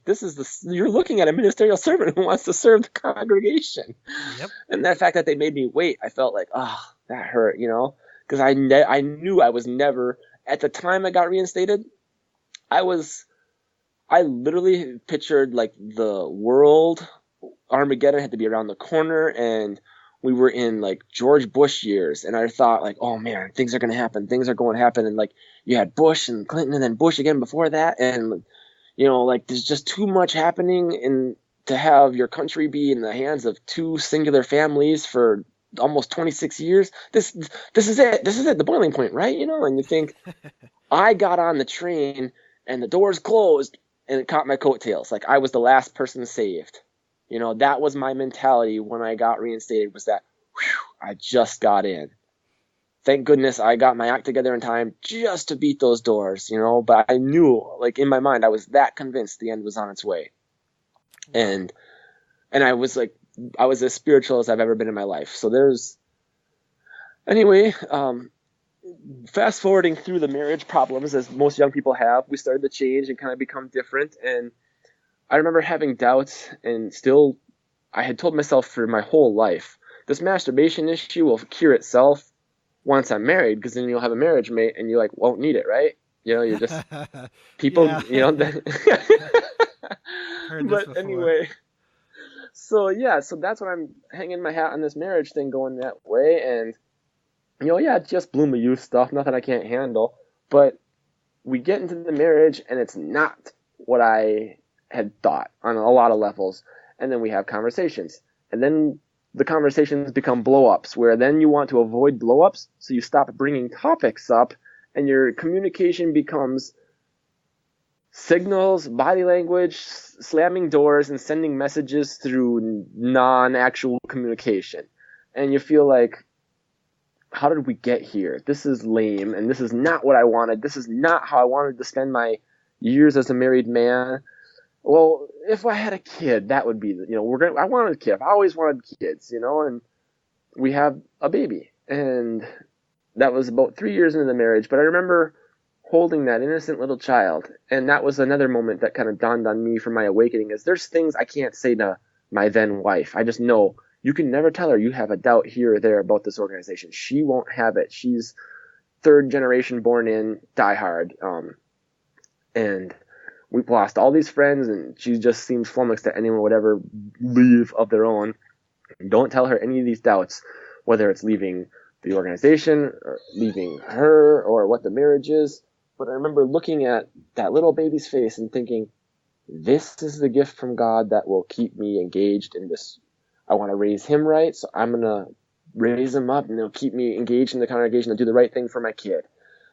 My relationship's not exactly what I wanted, but that's okay, because now I've got this precious thing to care for, and he will be the glue that keeps us together. And I can throw myself into being a parent more than worrying about what the husband and wife connection itself is. And then it also, like, when you have a kid, something changes in you completely, where I remember holding that kid, and I remember as the delivery is happening, you're scared of, God, if she needs a blood transfusion during this thing, or what if the baby comes out and he's not healthy? And I was like, instantly, I kind of knew I couldn't voice certain doubts, but in my mind, I had learned about a scary amount of love in myself, where I thought, I've got too much to love to ever say no. If this kid's playing in the street and eventually needs like a blood transfusion because he gets hit by a car, I would have to say what everyone else in the hospital room, being her dad was the presiding overseer, and she would be saying this. And then I know I would go corner to like the doctor in the hallway, say like, yeah, I had to say that back there, but I'm telling you now, save the life, whatever you gotta do. And later, that'll all be on me. They can get mad at me, and I will be the one who violated God's law, but my kid will at least be able to survive. And it won't be his sin, you know, it would be mine, and they can all be mad at me, but I want him to live. And I kind of like, you had that ability in you where you realize now, like, just a kid makes you different. You think, like, there's nothing you wouldn't do for him, good or bad. And when you realize that, I was like, in my mind, I'm still a diehard witness too.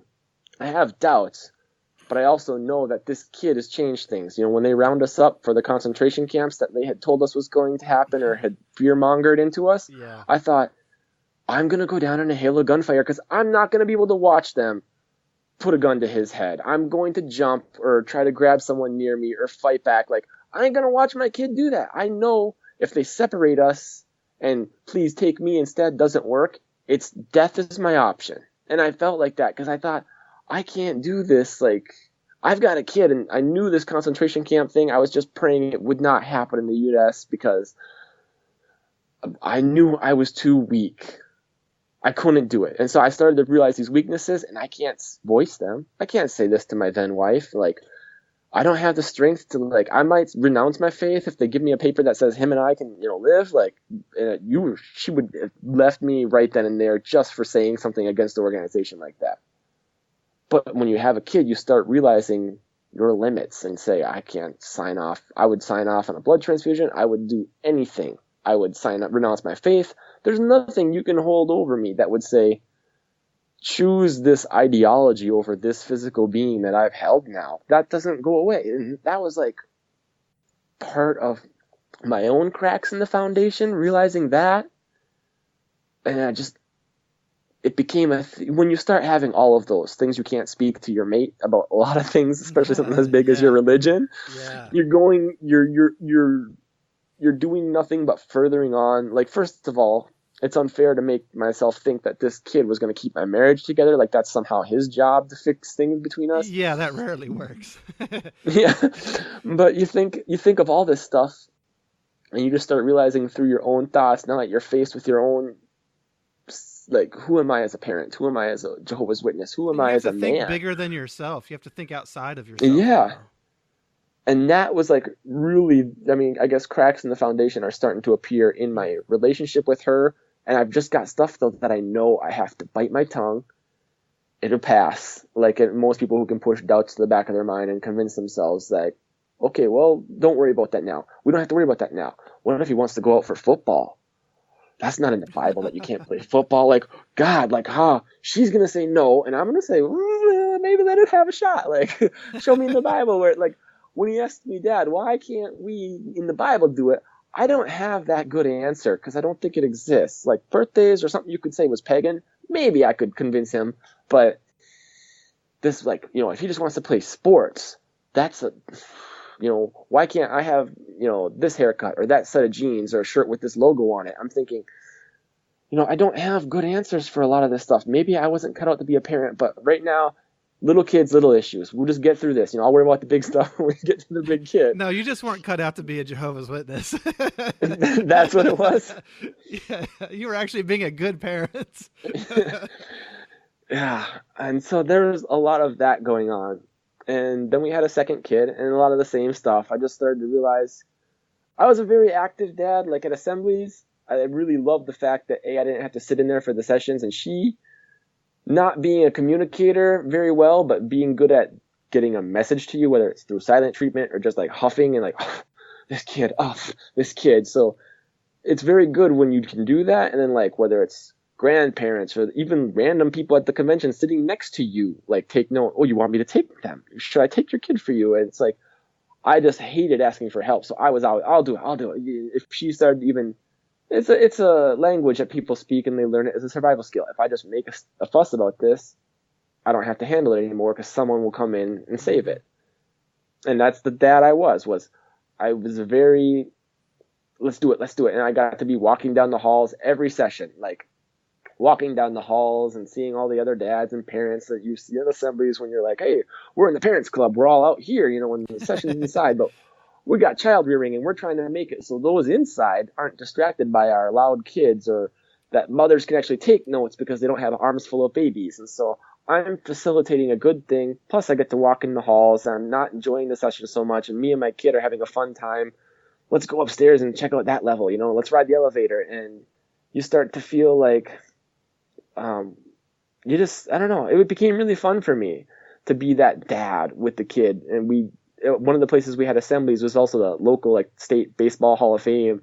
And so we go up and look at all the baseballs and read names and what towns they were from. And it was just... man, I'm jealous. We never had anything cool like that. and you grow, you get the people who don't talk to you when they've got their kid and they're waiting out in the hallways at assemblies and conventions because they've got the earpiece in and they just nod at you. But that's like, the nod is a hello and a dismissal, and they know don't linger around and talk, Mm-hmm. But then you get the ones who love, oh yeah, you're out here with your kid too. you just go and you talk until you start to hear music and you're like, oh, we gotta get in for the song because it's gonna be lunch soon. But it's so funny because when you had two kids, now we could always take shifts before. Things really changed in our relationship when we had two kids because it's one of us is always going to have one, or even worse, both. We're outnumbered Yeah. now. It's an even teams at least. And that got to be a strain on our relationship because I still was like in the doing a lot of that. Like I had to handle things. I had to handle everything. She was a note taker and I wasn't. So, well, let me take notes. Would you take them? And I got to go out in the hallways and do that stuff as well. But I also got very into bicycling and like cycling, riding around miles and miles on my bike at this time in like 2009 or whatever, as I'm bringing up children. And so all the good races in bicycling are on Saturday or Sunday. And so when you get to go out for like out of the sessions, or I'll take the kid to the timeout room, and in that timeout room, you can just check updates on your phone of who's winning what race. Weekend after weekend, there's a good race going on. So it really, I was kind of weak spiritually, not giving it. I was rather spend time with my kids in the timeout room, just doing my own thing than listening to a lot of that stuff. And is what helped her out. But after enough of that, it just became expected. So I was always doing it and feeling like, well, I don't know. It's exhausting being a parent, especially when you start to realize some of the beliefs I hold to, some of them I don't. This part of this organization annoys me, but I stomach it because I've got all these other things. And it was just a really confusing time in my life raising young children. Yeah, that's interesting because I've heard people who I recently talked to somebody who was interested in this girl, so he wanted her. She was worldly, and he was a witness, and he wanted to have this relationship with her, so he started examining the teachings of Jehovah's Witnesses because, of course, he was trying to push her to become one, and he wanted to make sure he had everything right as he was going to teach her. And of course, it was the examination of his own beliefs that led him out. And then, here you are, you have kids, and it's the same thing. Now you're like, okay, well, now I've got to teach my kids this stuff. Now I have to think about this, and now I have to examine these beliefs. Does this really add up? Being a witness was fine when I was the only one that had to deal with my decision. And then you want better for your kids, and you start to look at everything. You think, God, this is just like, why not football? Why not even like the Knowledge Bowl team? Or like, I just thought like, because it's a team and it's a school activity, like, I just thought, man, this is like, there's too much here. I kind of want better for my kids, but I have a mate that won't ever go along with that. Yeah. And I can't even voice these things. But they're just festering in me, and I did like you do with any doubts, though. You put them in the back of your mind, and you just figure that's just my struggle, and I don't have to worry about it now anyway, so it's fine. We'll just, like you assume the fire alarm is going to work because you've had a battery in it forever and you haven't used it excessively. That's not always the case. You should test it regularly. So then how did it progress from there? Well, child rearing is awesome. So many things are awesome, and I have doubts, but like any good Christian, I put them aside. What happens, though, that really turns my life around was I met a woman at a coffee shop in my local town, and we were talking, and I got to know a little bit about her story, and I just felt like, I don't know, I was drawn to her. And I got her to laugh, and making her laugh was probably it just bubbled out of her, and it was the best reward you ever got for any joke you've ever said that someone laughed at. This one paid it better than any payment of laugh. It was exactly, this is why I tell jokes. Keep telling, hear it again, hear it again, hear it again. And we became good friends, and we realized, we take our kids to the same daycare, and I creepily looked up like her last name from her kid's name on the daycare roster, and I found out, this is her. And then I found her online, and we started messaging like on Instagram, and she just was a lonely gal who had these kids and was doing the best she could as a single mom. And I felt for that situation growing up with my mom as a single mom, and I was just like, she just needs a friend. And her husband cheated on her and had like this really like messed up life where I thought, I want to show her that, there's good men out there. I know because I am one. And that it's not all that way, and you're in your 30s, but there's a good life for you. And she just needed a friend and someone to talk to, and I thought I could be that. And so I'm juggling all this, just being her friend, and I liked talking to her. She seemed to get me, and um, she even asked me at one point, like, well, how do you feel about flirting? I know you're in a relationship and everything. And I said, well, we probably shouldn't. You've been down this road with your husband, and would you have been okay with that? And no, you're right. And so we had like very mature conversations over and over about, yes, there might be a attraction to one another, but we can't go down that road. It's a road filled with regret, and that's not my purpose in being your friend. That we can never fulfill each other in that way. That doesn't mean we can't have conversations and good times, and you share a coffee in the mornings. And it was just like we grew close. And eventually my phone would bing and I'd get a message, and I was starting to get mad every time it wasn't her. And that sounds awful, but you realize you're falling in love. And it's like, Sure. this can't be happening. This can't be happening. How did this happen to me? But Well, whether it was did you check her even my spiritual qualifications first? no. In the back of my mind, I was hoping she could come in and maybe find a good witness man, or somebody Yeah. because there's others like me, of course, and I thought I could help. If nothing else, she would see my example and maybe meet someone who would be like me because he was in the same, just all those crazy things. Helping someone is so funny because the way we view helping them is, let us change everything about you, and then you'll be worthy of our time. Right. And it's like, no, this was a person, though, too, who I got to be around and talk around, and I had maybe a hope because I wanted to fulfill, but I didn't care if she ever became a witness. That was like the first time in my world. I liked her as she was, for who she was, and it didn't matter if I thought her forever or eternal happiness or the only place to find a good man was amongst the witnesses. I felt like they're out there, and I just want to be that friend to show you. And then we start having more and more conversations about why it can never happen and how we know it can never happen. And eventually, I put myself in a compromising situation. And again, like is my pattern, I didn't cross the line then and there. I went over to talk about it, and that time was kind of like ultimatum. Like, I can't talk to you anymore because this is going too far, too fast. And we tried forever, it seemed like, to put the brakes on. But then there was this, well, I still want to know if there is a magic between us, and we shared a kiss. And that kiss was like just electric. The electricity and the touch, it was everything I had ever wanted rather than the stale relationship I had had. And I went home, and I just felt awful. I didn't sleep much that night, and then I would get a message, and, oh, it's her. You can't sleep too? No, I've had a cry. I feel awful about what we did. We shared that kiss, and I was like, I know it's on my mind too. And I said, I'm not going to be some philanderer who just jumps between beds. I can't. Like, do you think we could have a future together? I'm only interested in this if there's a future. And it was like, well, yeah, I would give you my all. All I ask from you is honesty and compassion. And that's when it started to realize on me that I had, first of all, the little guy was a baby still, and he was starting to fuss downstairs, and I was still messaging.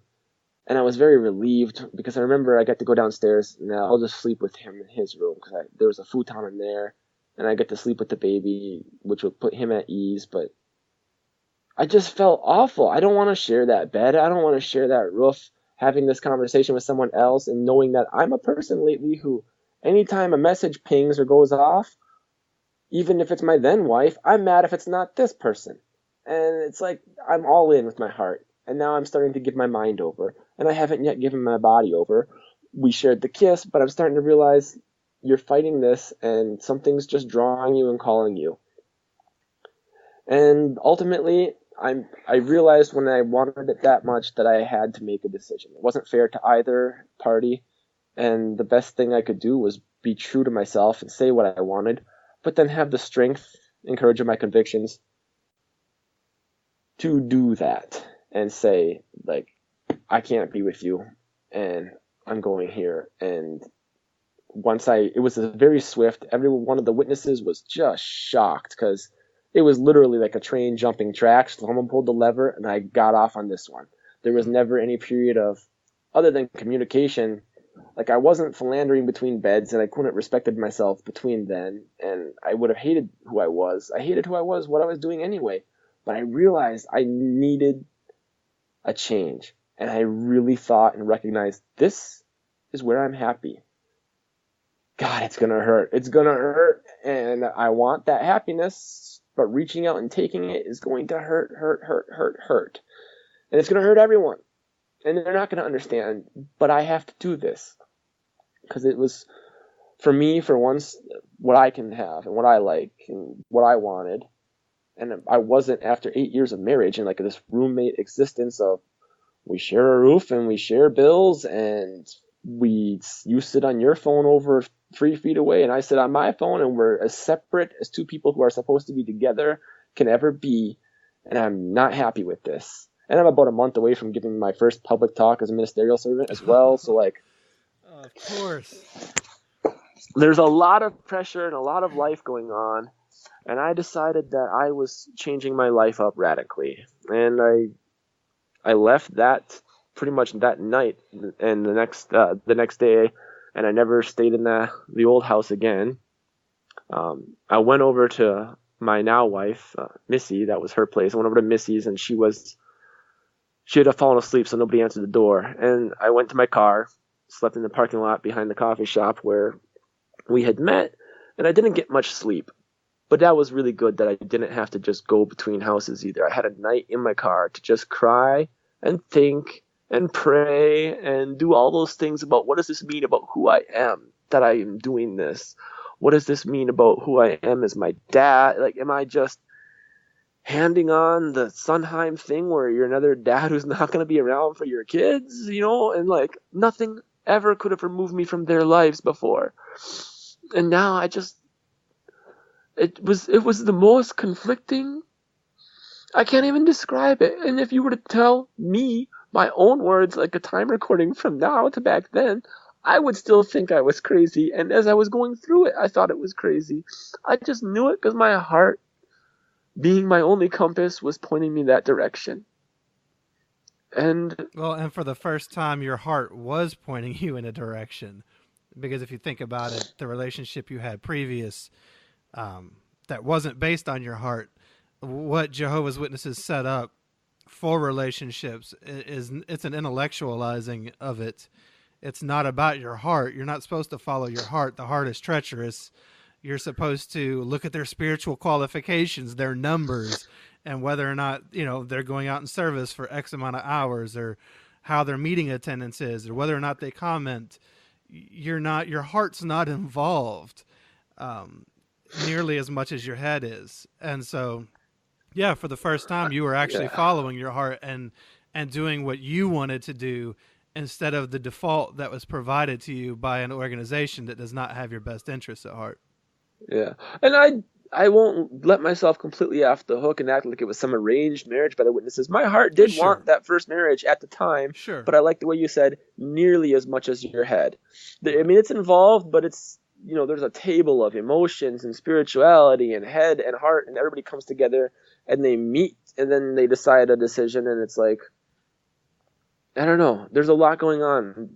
Ever understanding yourself is a confusing thing, ever. Sure. At any point. Yeah. But, when you're young and you're going through what I had went through fresh off of a reinstatement, and then just as young as I probably wasn't mature to fully know what I wanted. I never gave myself the time.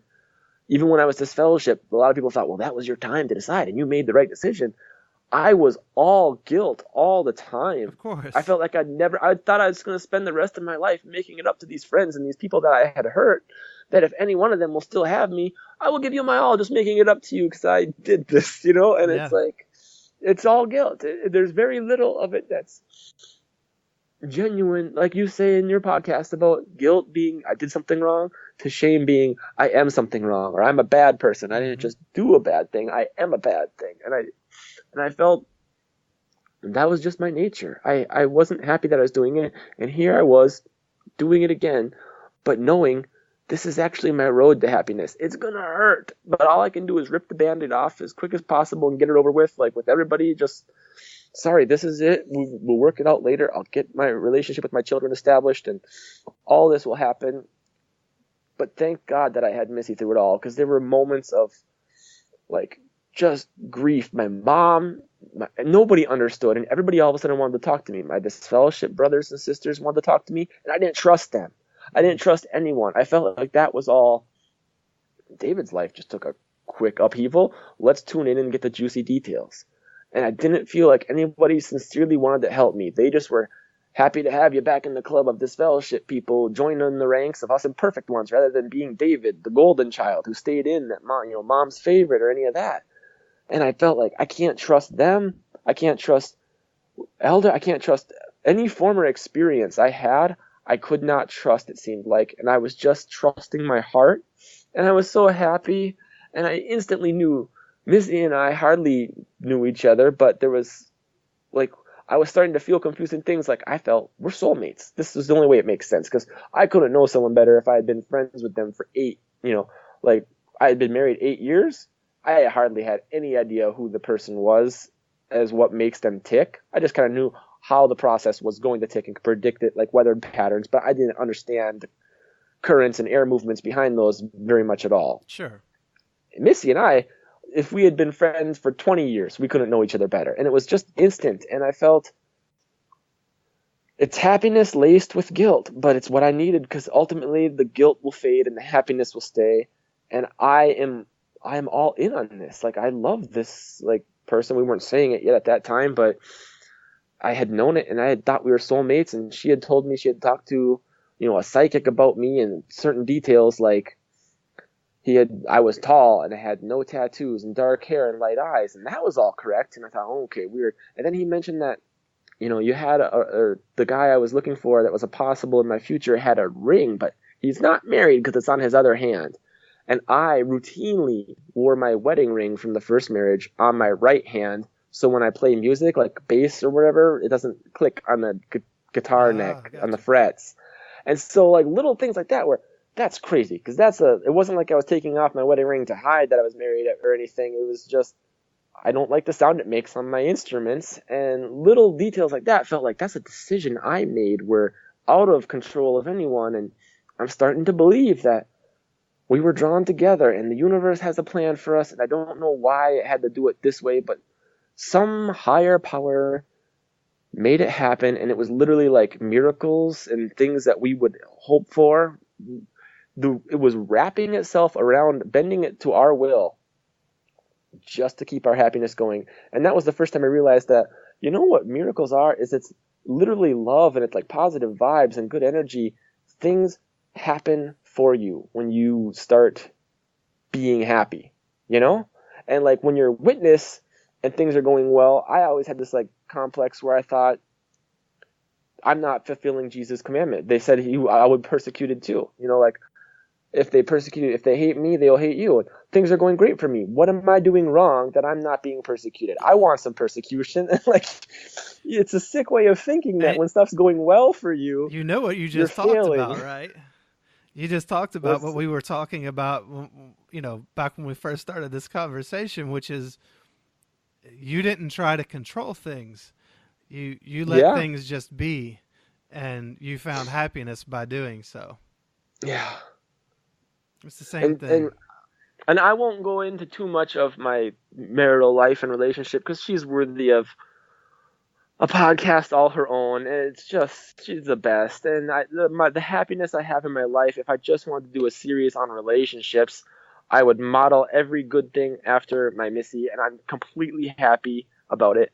However, the pain that was happening at the time, like when people thought, what are you doing? My mom thought I was on drugs, and I was being accused of such crazy things that witnesses didn't understand. And they thought like I was doing this to like some plan to hurt my then wife, Jessica, like further. And I thought, are you insane? I just want to be happy. I don't want to hurt. You think I derive any pleasure from doing this? That it hurts you and it hurts my boys, and I'm failing everybody in the hall, everybody who's known me since I was a kid.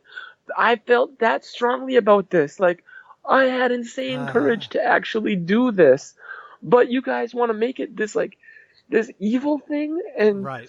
If you think I'm not sorry about it because I'm going through with it, because I met with the elders and they said, you don't have to have this. We had a judicial meeting and they said, you don't have to have this.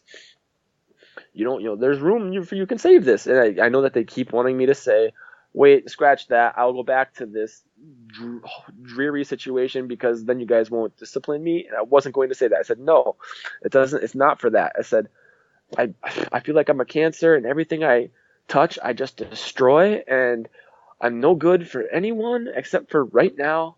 I'm good at loving this one person, and that's what I want to do for the rest of my life. And they said, all right, well, and they informed me they would disfellowship me, and they said, David, we see you're beating yourself up about this. We see that you're sorry about this, but it doesn't have to end this way. And they wouldn't stop trying to offer me that. And I said, no. And they said, well, we have to disfellowship you. And I said, fine, you have, blah, blah, blah, blah. You have 7 days to appeal our decision in written form. I said, can I waive that? Let's just do it tonight. I was like, say your announcement tonight. I don't want to, this is my decision. And they're like, whoa. And they started talking to each other. And I was like, this guy's thinking for himself. He's wanting to make a decision. What do we do with this? And they were like, no, the policy says that we have to give you 7 days anyway. So even though we respect that you agree with our decision enough to just waive that right for appealing, we're going to still give you the 7 days. And it's like, well, and if I come to the hall, because I'm still a believer in my life, I just need to be with this person. I can be a witness, come to the meetings and be with this person. So I'm asking a few questions like, well, when I come to the meetings, if my kids see me and they want to sit with me, even though I'll be disfellowshipped, can I hold them? Can they come over to me, or am I not allowed to? And they're like, that's a good question. We'll have to do some research. And I'm feeling just like, oh, these people who thought it didn't hurt because I had it's insane. I didn't eat for days. I bawled. Missy bawled with me. She hated to see that. You think she felt good about the position she was in, being this side of it, and watching me just beat myself up, and she would have to remind me to eat, and have you drank any water? And I was just bags under my eyes. I'm sure I had cried every ounce of water out of me. It was awful. It was awful, but for the first time I was happy on my own terms, and I was living on purpose, not on accident. I was born in this religion, and it just accidentally happened that was my happiness. I was doing it on my own terms, but I still wanted to do it, if that made sense. No, I just was changing. That makes absolute sense. I mean, my wife and I, I don't know what the story is that goes around in the circles about why we left, but it's not like it was an easy decision for us to disassociate and leave everything that we knew behind. It's not like it was something we just woke up one day and decided. Just like it's not like you woke up one day and were like, hey, you know what? I want to leave my kids over here and go be with this person over here. And, it's just a whim. No, it was a decision that was made over time. And there was a long backstory there. It wasn't even just about you and Missy. I mean, you're living with a wife where you can't be who you are there either, because you can't discuss your doubts, because you have this cult that has interjected itself and woven itself into every fiber of your being. And so it takes time to break all that down. There's so much backstory to anyone that leaves or makes a decision like this voluntarily, and then people look at you and judge you as though, well, look at all the people he's hurting. You like you didn't take that into account when you made that decision. And the fact I realized. Go ahead. No, you go ahead. You go ahead. I was just going to say the fact that you are willing to endure all that pain and to take all that on shows exactly how much it meant to you. That it wasn't just a whim. This was a huge deal that you were making. You were willing to risk it all for something that meant so much to you, which you would think that people like them would applaud, because they believe that they gave up their relationships with their quote worldly relatives and family, and they left fathers and mothers and brothers and sisters so that they could gain something in their cult. You're doing the same thing on the way out, and they should have some sort of respect for that. And nobody gets it, I think, and that's fine, because I don't need them to get it. I was more worried about, I'm not going to be my dad where I'm not in my life. I need to still have a relationship with my boys and explain to them, Mom loves you and I love you, but we are not together anymore, and that's not anything to do with you. And I wanted to just really pick up the pieces and start building my life, but letting them know that I'm with Missy and this is what makes me happy. This is a person who, she's more me than I am at times, and it's just fun to be with someone who gives every breath you draw energy rather than saps your energy. Like, and you just feel like it's joyous. It's joyous. It's not what I wanted. It's not what I had planned when I started, but I do believe something guided us together. We're in a better place, and ultimately the fact that it led to my freedom from the cult. Yeah. I really believe that. But the funny thing happened is all the dichotomy of what it is to pick up those pieces and work out with the ex, how you're going to see your boys and finances and who gets what and going through a divorce. Imagine all that stress, right? And I'm still a believing witness. I'm not going to meetings just because I don't feel I'm good enough to be in the hall at times. So I go to a few odd ones here and there. And I show up once and now again. And I remember there was this one time where I was over dropping the boys back off at their mom's house, and we had mentioned something had happened. I remember, I forget what the world event was, but I wanted her to know, I get that you hate me, but don't think I'm ever out like against you guys. And being that witnesses truly pound that like concentration camps could happen and you guys might be rounded up, the Jehovah's Witnesses will be persecuted. That was legit fear. And I remember offering to her, like, if you guys ever have to go into hiding, like, you can hide with us. Like, I wanted you to know, like, I won't let anyone hide my boys or hurt, you know, like, you guys could, you know. And she laughed in my face. Obviously, her side might be different than what my boys would say. But I remember thinking, like, God, I don't derive pleasure from your situation, but if they start rounding up witnesses and I know my boys are part of this congregation, like, I'm going to want to reach out and help shield you from the local authorities or whoever will be chasing you. And she laughed. And that was just a normal witness conversation as far as I was concerned. It just didn't have the result. I had hoped that she would recognize it for that I still cared about the well-being of those individuals, even if I didn't want to personally say, I going to endure your presence forever, because that was not what I wanted. I just don't want to see people in concentration camps no matter who they are, I guess. Much less my boys. And when she laughed, I felt hurt. And I remember I came home and I told Missy. And Missy was like, that was the first, and I realize now, I'm talking to non-witness. She's looking at me like I'm insane, because I just had told her, wait, she kind of laughed like, what? And I was like, well, yeah, like, don't laugh. This is gonna happen. Like, and when it does, I told her that she could, they could hide out at our, whatever. I'd help in any way I could.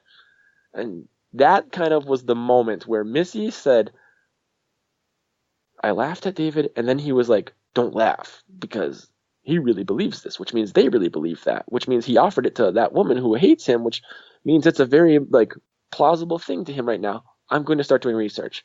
And that's when it all really began, is after telling Missy about the concentration camp thing and the possibility of us being persecuted where they have to go into hiding, she thought, I'm going to look online and see what these witnesses are, because the stuff he's telling me is just the, hunky-dory paradise, everybody gets a panda and you get to eat oversized grapes and all that stuff. Like, and so she starts looking into it. And as you can imagine, I am like, first of all, it took a lot of strength just to make the decision on my own life. But then the person I'm with makes me so happy, I'm overlooking the fact that she's got, like, paranormal ghost, like, movies, the seasons of the episodes, and she talks to a psychic and all this other stuff. And I'm thinking, oh man, like, this goes against every fiber of my spiritual being that these things are in the house I'm in. But I love you, and you're not asking me, you're forcing me to watch them. She was understanding and patient about everything. The same mentality came in hand when she starts researching witnesses. She starts to ask me, well, is this true? And I say, no, because sometimes the apostates put it in a way that it is true, but it's so brushed. It's the broad stroke on the negative side, so it falls on its face as well. Sure. And it's like, so I start saying, no, that's not true. And she's telling me she's looking at different sites or reading a book, and she starts reading this Audible book by Anthony James called Knock Knock Who's There? The Truth About Jehovah's Witnesses. and she took a picture of it.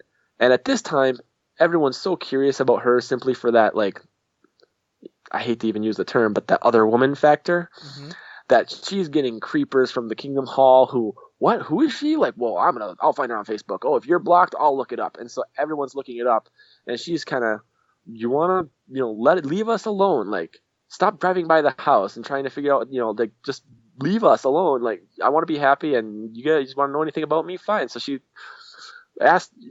wanted to post the picture, like, this is what I'm listening to, this anti-Jehovah's Witness book. And before she even put it up, she asked me, would you be comfortable if I posted this picture? And I said, no, I'm sorry, please don't. And she's like, well, do you want to read the book? And I say, no, because he's a bitter apostate who his story is not mine, and he's just going to have in there nothing but bashing. I know what's on that book, right? And so I don't need to listen to it. You can listen to it.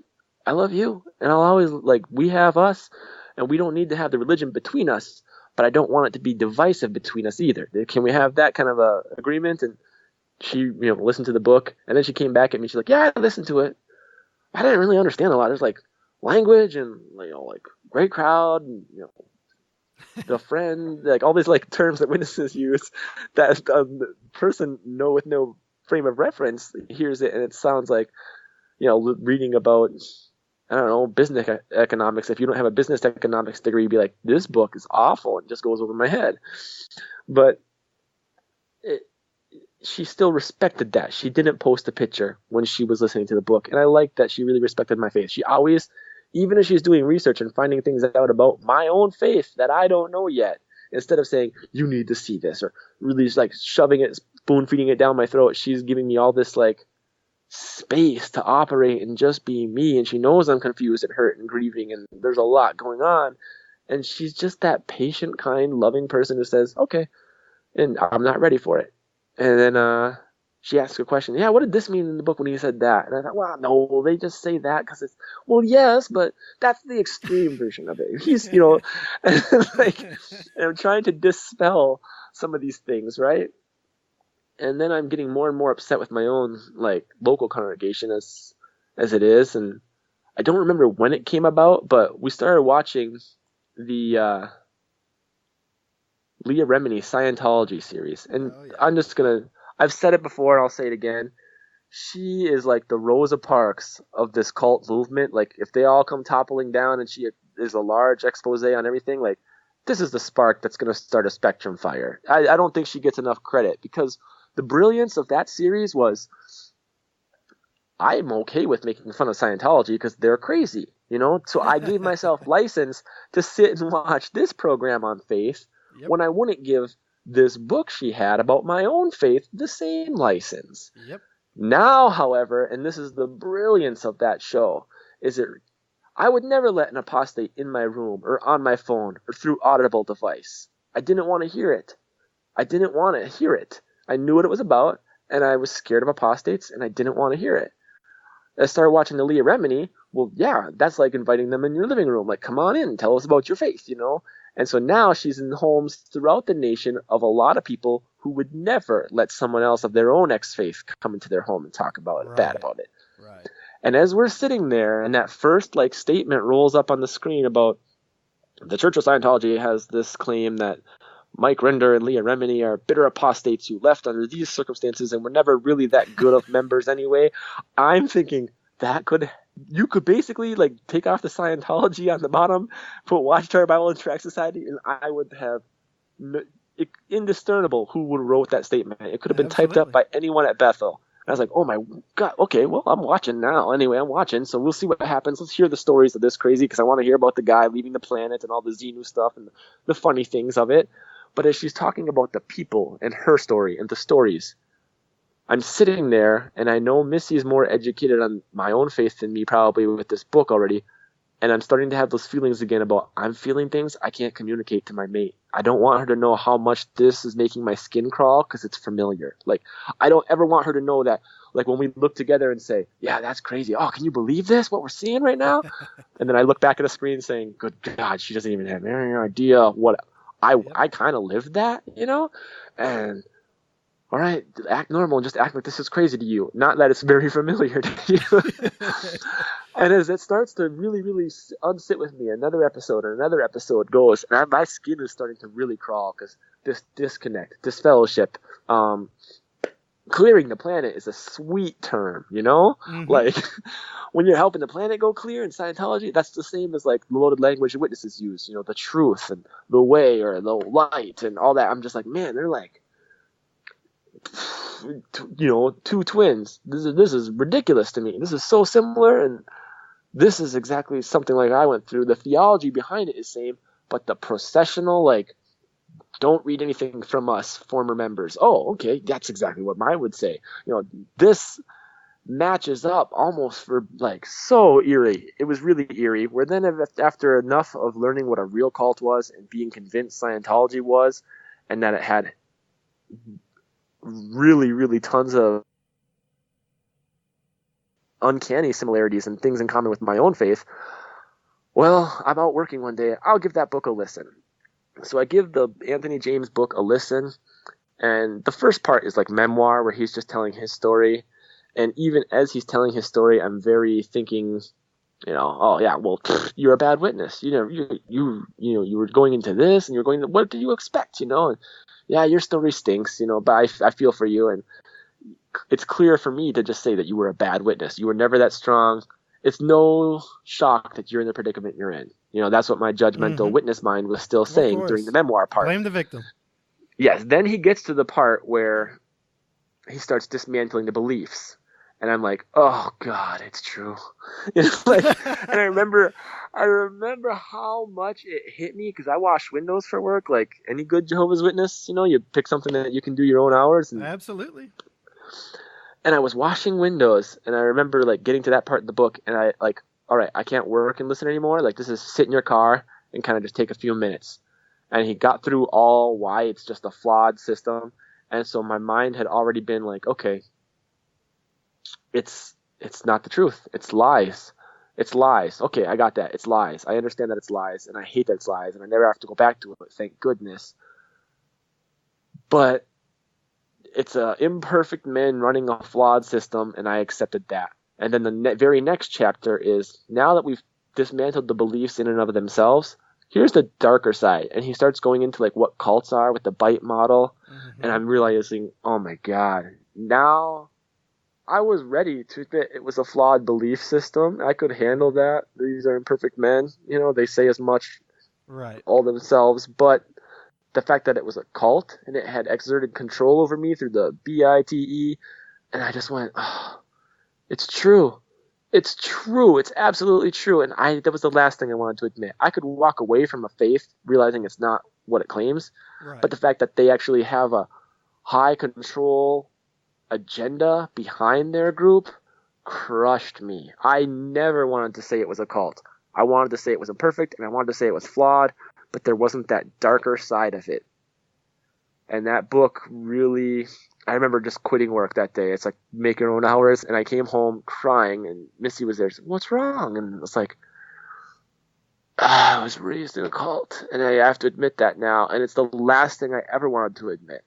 There's no joy you get from giving up that last vestige, that last ghost. Well, yes, it's imperfect, but it's not a cult, you know? It's also a little bit of an ego hit too, to realize that somebody essentially pranked you, that you were manipulated, that somebody owns you in that way. It took me a while before I could use the term cult. Now I have no problem with it, but yeah, it took me a little while before I could say the word cult because, you know, living in a cult is what those crazy bastards on TV do.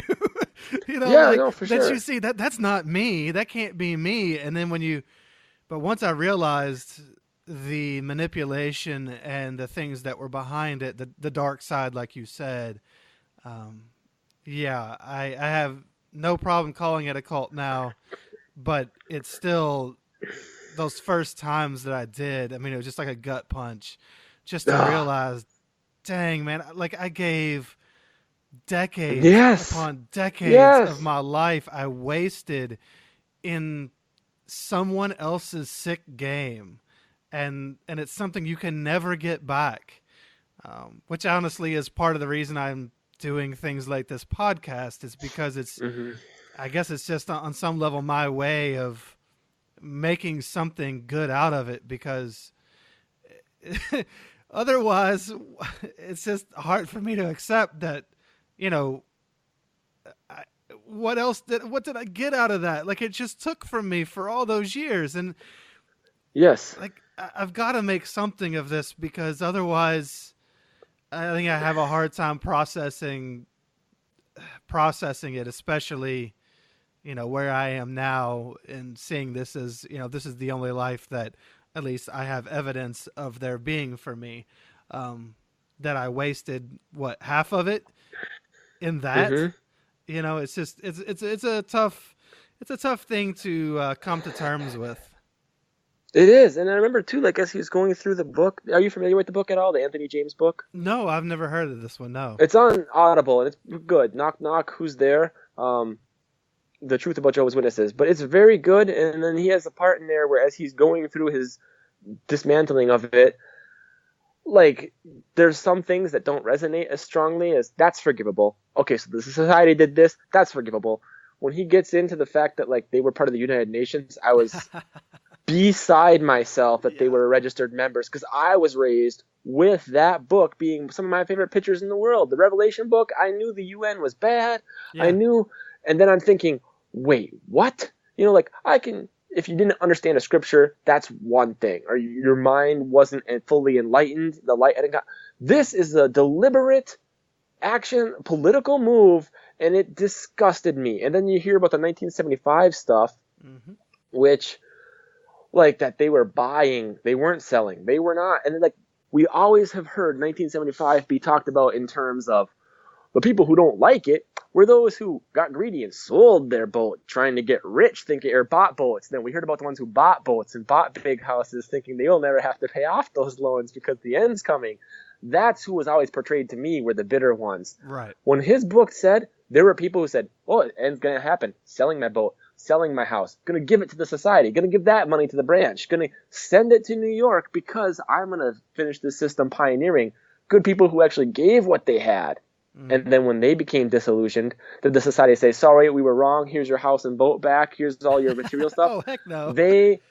They kept it all. And I'm thinking, now we're talking rank and file, good-hearted people who were trying to do what was right, not just misinterpreting the scripture. Like, right. You had the power to release those funds back to them when you were wrong. Instead, you shamed it, and you picked a few cherry-picked examples of, like, someone maybe did sell their house or bought a bigger house thinking they wouldn't have to pay it off. And that person has right to be bitter. But again, they were only ever in that situation because of what you said. Absolutely. And that, like, really killed me. It just killed me to hear those things. I know. You know what's crazy is, actually, as much as I've been shunned by this, like, my family and everybody else, and I recently had a discussion with my mom. My mom didn't talk to me for, well, pretty much through all of this. She thought I was on drugs, and she wanted nothing to do with me, and she said such things about, she said some things about Missy that really hurt, and I just thought, like, actually, your podcast, This JW Life, helped me a lot when you had mentioned to your sister-in-law that your mom tried to smooth things over, and her response was something like, you won't talk to your son, why would I want to have a relationship with you, or something like that. And I thought, that is exactly how it is. Like, and it's not even about me leaving the faith, if she wants to say that's the reason she's shunning me, but, like, why would I want to do anything with you if the greatest woman I've ever known and now am married to is this way? And then why would I want Missy to be your friend? Like, I'm the greatest man she claims to have ever known, and you won't talk to me? Please. Like, so it became a very easy thing. However, just recently, my mom, which is such a messed up situation, because my sister got reinstated, which made my mom really happy, because now out of all the kids she's raised, well, the one was murdered, of course, but so she'll be in the paradise. And then my older brother's disfellowship, so until he gets his act together, he won't. And my younger brother's disfellowship, and until he gets his act together, he probably won't. But my sister's back now, and I'm in, and a ministerial servant about to give talks. So all this is her mindset. Everything's good for her. Yeah. However, before I do all of this, even, my sister kind of decides, my mom comes down with like cancer in 2014, I believe. And we did like one of the last times we were all together as siblings was at this meeting where we think maybe mom's going. And she tells us all the stuff. And I remember being the witness and treating them like it was fun sitting with them, but I also very condescending to how I sat around and talked to them. And I thought they were all just like lost people. And my sister and I rode down together, and she took it hard. And then, she came back with me. And then the next trip she went down.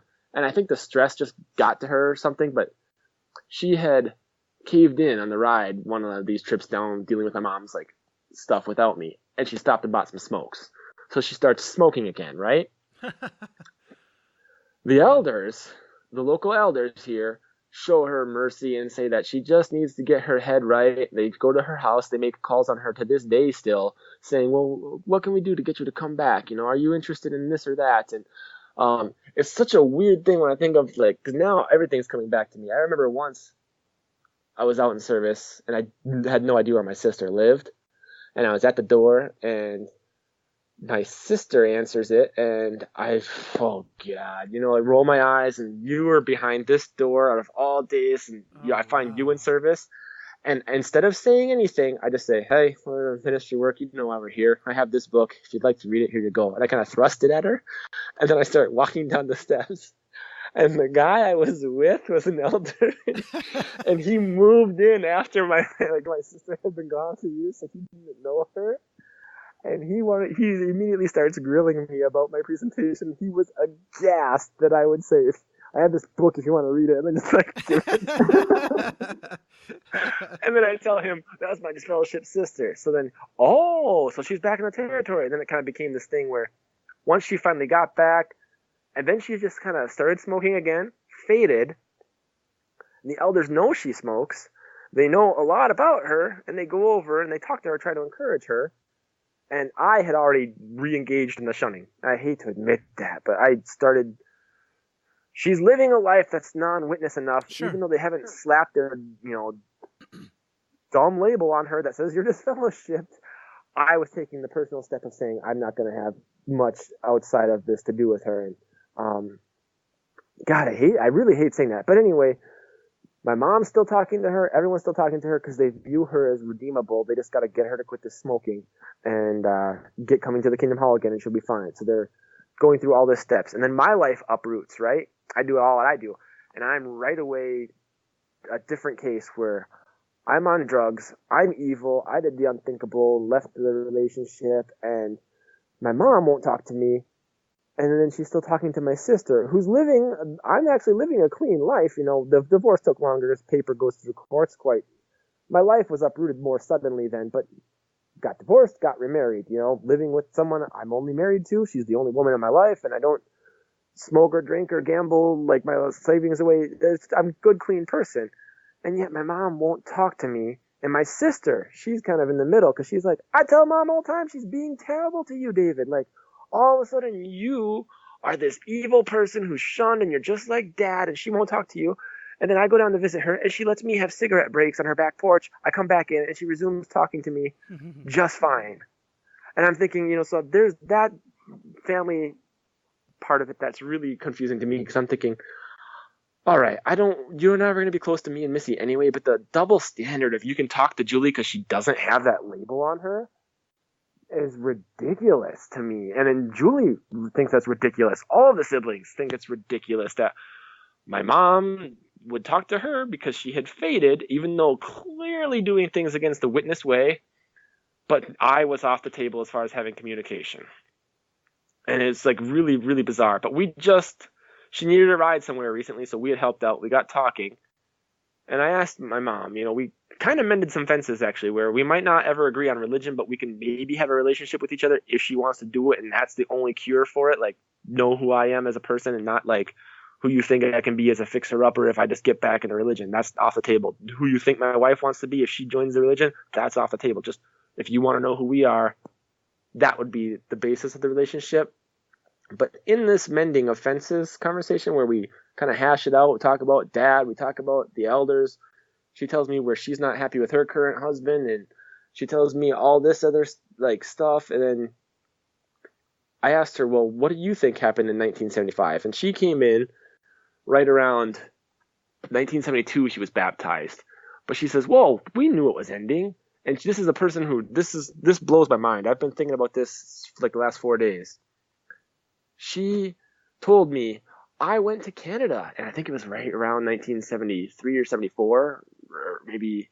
And she goes, and I heard a talk from Brother Knorr, and Nathan H. Knorr, Right. president of the society at the time, in Canada, at a convention. She says, he chastised people. We all knew the end was coming, and he said, what are you doing starting painting your house at this day and age and in this time in history? Like, would you polish brass in the sinking Titanic or whatever? We shouldn't be thinking about long terms like this. Your kids will never go to school. He gave some talk where they said all this stuff because 1975 was for sure the end. And she just told me this like 4 days ago. And I was like, what? The president of the society at the time said it that clearly. And she's like, yeah. And then she goes, and I remember your dad and I were a little upset because shortly thereafter, they started posting pictures, or they sent pictures of like the Stanley Theater being remodeled and like the Kingdom Hall. And I thought, wait, we were gonna, they told us not to paint houses because the end was coming, and they're got this huge construction, remodel going on. Like, it didn't sit well with her that they were going to take on this huge expense and this giant endeavor of redoing this property not long after, when they were the ones condemning the rank and file for beginning any long-term project. And I was just I still am dumbfounded that you could hear a talk from the president say something in such clear terms. And mind you, this is a fully indoctrinated woman to this day who still believes she won't. And I don't get how she was able to put that to the back of her mind. But even all these years later, that kid that would never go to school has now been murdered and dead for almost 20 years. And her baby has gone through school. And excuse me, it's just, to me, that's so long ago. And you heard it in no uncertain terms. And now you even know it like you heard it in no uncertain terms. And you believe these people because, well, they're imperfect, she says. And the Bible, look at what they did give you. And they taught us God's name, and they have a lot of the important things right. And I'm just like, I can't imagine someone hearing that much. It's mind-blowing, isn't it? It just goes to show Jehovah's Witnesses could do anything and still keep their members. Now, they'll lose some. There's always going to be some attrition through these things. But at some point, I have a feeling they're going to have to get rid of the year 1914. And I have a feeling that they're going to do so. They'll do it quietly because, time will go on and people will continue to die. And they will find ways around their doctrines. And people will still believe it because, again, it gets down to what your mom said. Well, look what they did give us. Or who else taught us Jehovah's name? And it's like, Jehovah's not even an accurate translation of the word of the letters. It's all made up. And it doesn't matter to them because there's, on some level, it fits some need that these people have, and they are willing. At this point, I think it's sunk cost. They've already put so much in it, they can't afford to leave. That's part of it. They think, I can't leave this because, look, I've already given so much to this. I mean, it takes a lot of courage, and it's very hard to leave something like that, and that to admit to yourself and to everyone else that you lived a lie. And and the thing is, my mom, she retreated deeper into the truth through all the trauma she went through in her own life, like losing her daughter and the husband. So she like really, really went in where, even knowing like that dissociative break or something that has that effect, they were there for her during those times. That's what got her through those times. So to turn her back now, even if she's unhappy with it and can see bigotry and can see double standards, I don't think she ever will awake in that sense. But no, it's funny because the thing is too, like, the saddest part is my mom is a lot like me in that she blames herself for everything. And the society like has this thing about everybody else in our Kingdom Hall. Well, all his kids stayed in the truth. all of their kids stayed in the truth and they stayed together. I got divorces and I got all these kids now disfellowshipped and one who's not, but basically she's living a worldly life of sorts. She's not pretending to be a witness in any way. And that doesn't mean anything about the good people or the people you raised. But yet a witness mom sees herself as a failure. Mm-hmm. I failed as a parent because I couldn't make my children ascribe to my belief system, and that is so sad. And then you get children like me and like anyone else who thinks, I failed my mom because I couldn't just buy in any longer. And it's like, you think a system that measures a parent's success or failure solely based off of whether or not they join the religion they were born into and stay forever is like, right. That would be like if you were an accountant, and you say, if I can't, I couldn't raise my kid to be an accountant, I failed as a parent. Like, that's just ludicrous to me. That you would expect that to be the same generationally. You're correct. Well, I mean, a good narcissist wants to churn out copies of himself. And that's what the organization teaches people to do. There's a scripture in, I think it's Proverbs, and in the New World Translation that Jehovah's Witnesses use, it says, train up a boy in the way in which he should go, and he will not turn aside from it. Well, I once heard in other translations, instead of saying, train up a boy in the way in which he should go, or maybe it's in the way in which he should walk, it says, in other translations, it says, train up a boy in the way in which he is bent. In other words, the difference is Jehovah's Witnesses say, train up a boy in the way in which he should go. Here is a prescribed way. This is the path, and train up this boy to follow this path exactly. But other translations say, train up a boy in the way in which he is bent. Or in other words, in the way in which, in that child's strengths, in the way that child is. It gives, instead of a prescribed path, it says, okay, look at that kid. Who is this child? What are his capabilities? What are his strengths and weaknesses? Now let's help this boy find the path that fits who he is, instead of going along a one-size-fits-all prescribed path. And that's the difference between Jehovah's Witnesses and a lot of other religions. Jehovah's Witnesses have this one path, and they believe that their children are to follow that path exactly and be little copies of themselves, little mini-me's.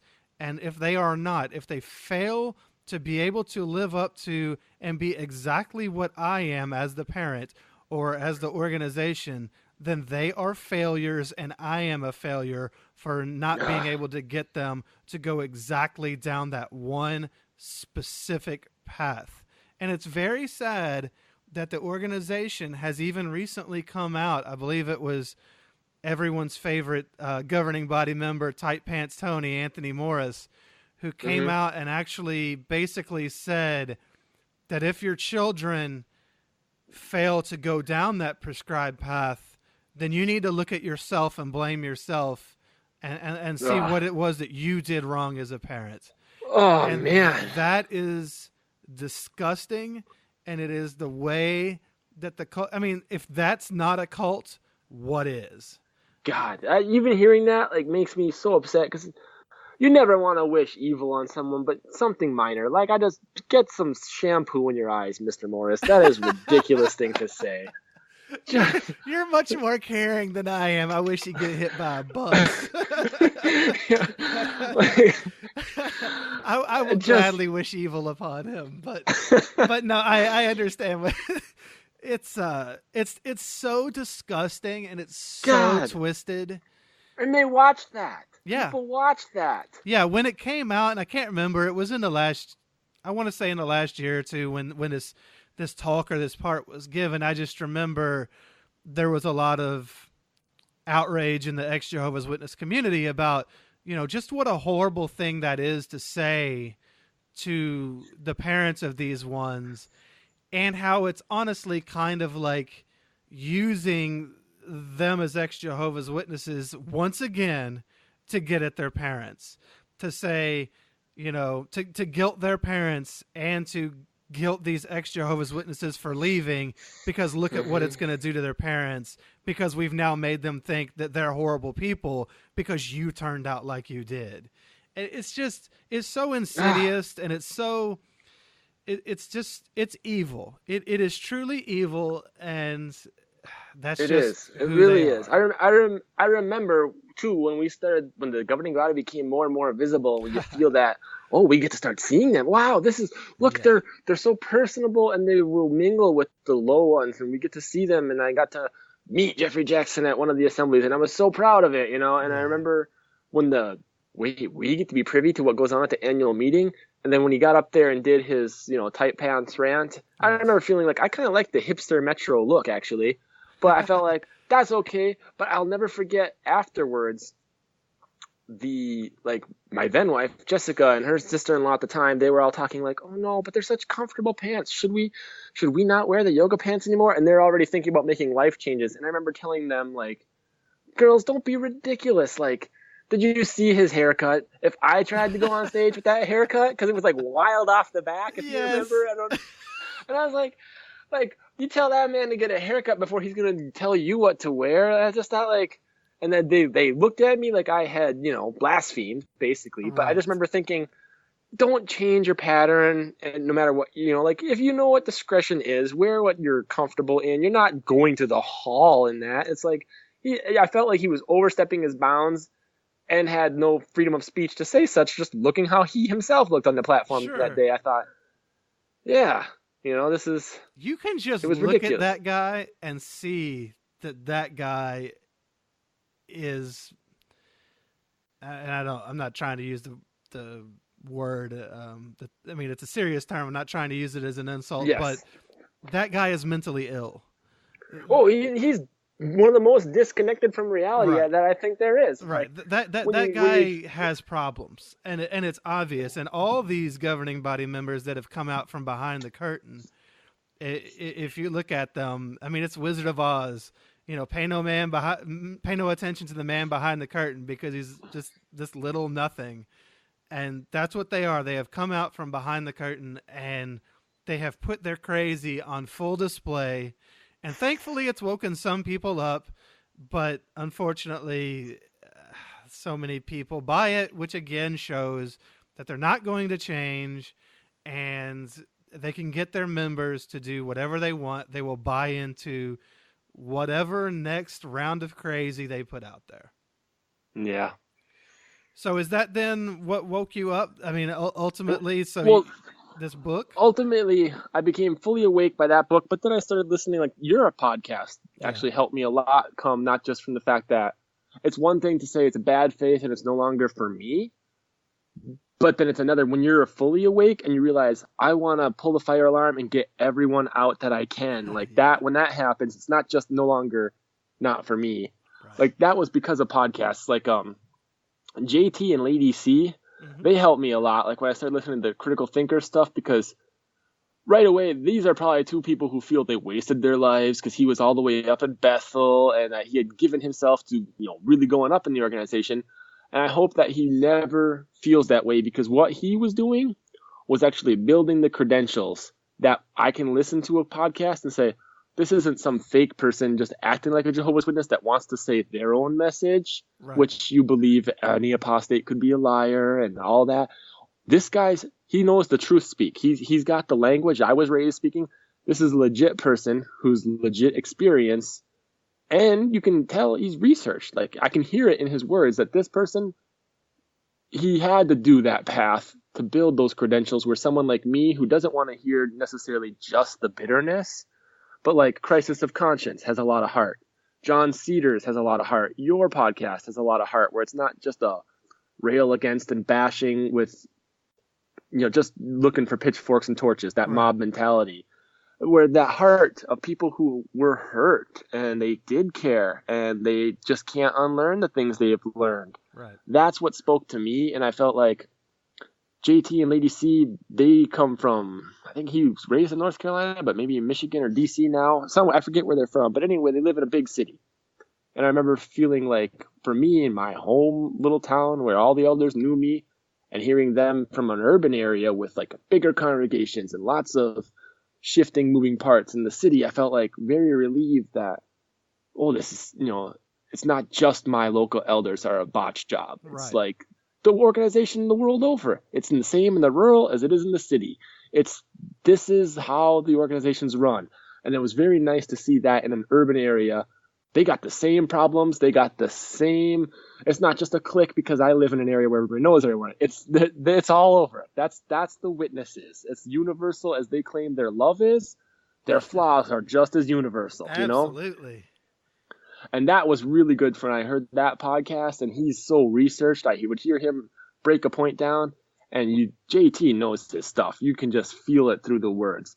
And then yours helped me a lot from a personal journey because I had naturally, like even the dumb little things, like I had put on weight in my unhappy marriage, no surprise there. And now I'm keeping it off. And believe it or not, masturbation's not a problem for me. It literally just dissolved once my mind was happy. It was like some anxious habit I was doing through all those years of unhappiness. And I have a wife now who I respect as a person and an individual. And even when I was a witness, I hated the way they treated women. I had known readers who were like, awful. I'm thinking, get this guy off stage. There are 10 sisters in here who can read better than him, And I felt like, what? Where do you guys get this idea that women can't speak up? Or, even in the Bible, that if they have a baby girl, they're unclean for twice as long instead of just like, if it's 7 days, if it's a boy, 14, if it's a girl. I thought, the Bible is a book that's just horrid to women, Absolutely. And I started to feel really like it's not a timeless book. It's not a book that has a lot of truth for me, and I'm becoming fully awake. And then I hear your story, your podcast helped me, and I just start to realize my own experiences tell me that there's a spirituality, but I firmly believe it's an individual pursuit. It was never, ever, ever meant to be institutionalized. You can talk to someone about your experiences and spiritual beliefs, but like it's your relationship with the Creator. That's all it ever is. And it's not meant to be charge it, I'm going to ever trust it again to any institution, be it, Lutherans or Buddhists or, Taoism kind of appeals to me, but that's more just a philosophy than a religion. And I feel like there's a lot of just, like your mantra that you say, love others, do no harm, and, go be happy. Like that just is how I feel. And then I heard you talking about you put on weight and you lost it through MyFitnessPal, which I had to go through that. And now the weight stays off. Now my bad habits I was never liked, my anxious things have stayed off. And I'm happily married. And you get to realize what a happy marriage is. And my life is infinitely better, except for my kids are still being raised in this religion. However, I'm so glad that they have me in their life. Because I think through me and Missy and exposing, not like letting them see for themselves that my way of life is probably just attractive enough on its own. Yes. They'll grow up and they should be wiser than I was. And I don't want them. I just sent an email to their mom not long ago, like basically saying, I don't want them baptized until they're 18, if we can work that out. She didn't respond, but I thought there's too much history of holding a young child to this forever when like their decision making at that point is ridiculous. There's no way they can grasp that they won't think the same later than they do now. And she didn't respond, but I thought like, and if they do, like, you can believe what you believe, but don't shun them. I don't want them to ever feel like no kid should know the pain of being treated like they're dead when they're still alive.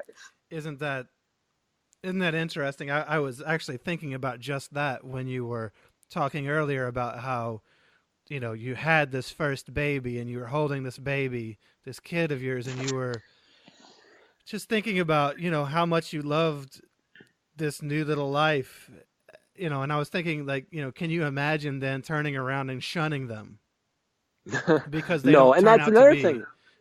What you want them to be? That was another thought. I always knew, like, we kind of made fun of my ex-wife and I, Jessica, at the time when I was in the organization, made fun of my mom because we knew she was talking to my disfellowship brothers and sisters. But every time she talked to us, she was like, oh, and I don't really have any unnecessary communication with them, but she would always like throw those disclaimers. And I thought, you know what, like, your overcompensation for how little you talk to them makes me believe that every time you talk, like, I was disfellowshipped once, Mom. I know that you in your own way, you hobnob and you justify all the excuses to do it. And Sure. then my then wife Jessica was very hard on the idea, like, yeah, that's not right, And I was like, well, easy for you to say. Your family's all in the organization. Well, see, if my son ever decides he's going to do something, well, then we'll see how you act. But in my back of my mind, I could never voice it. But Yeah. I knew I don't think I'm going to. For as much as we laugh about her trying to cover up that she's talking, I'm probably going to be the same guy and just talk to him all the time, because hobnobbing or whatever it is, like Because you're emotional human. support.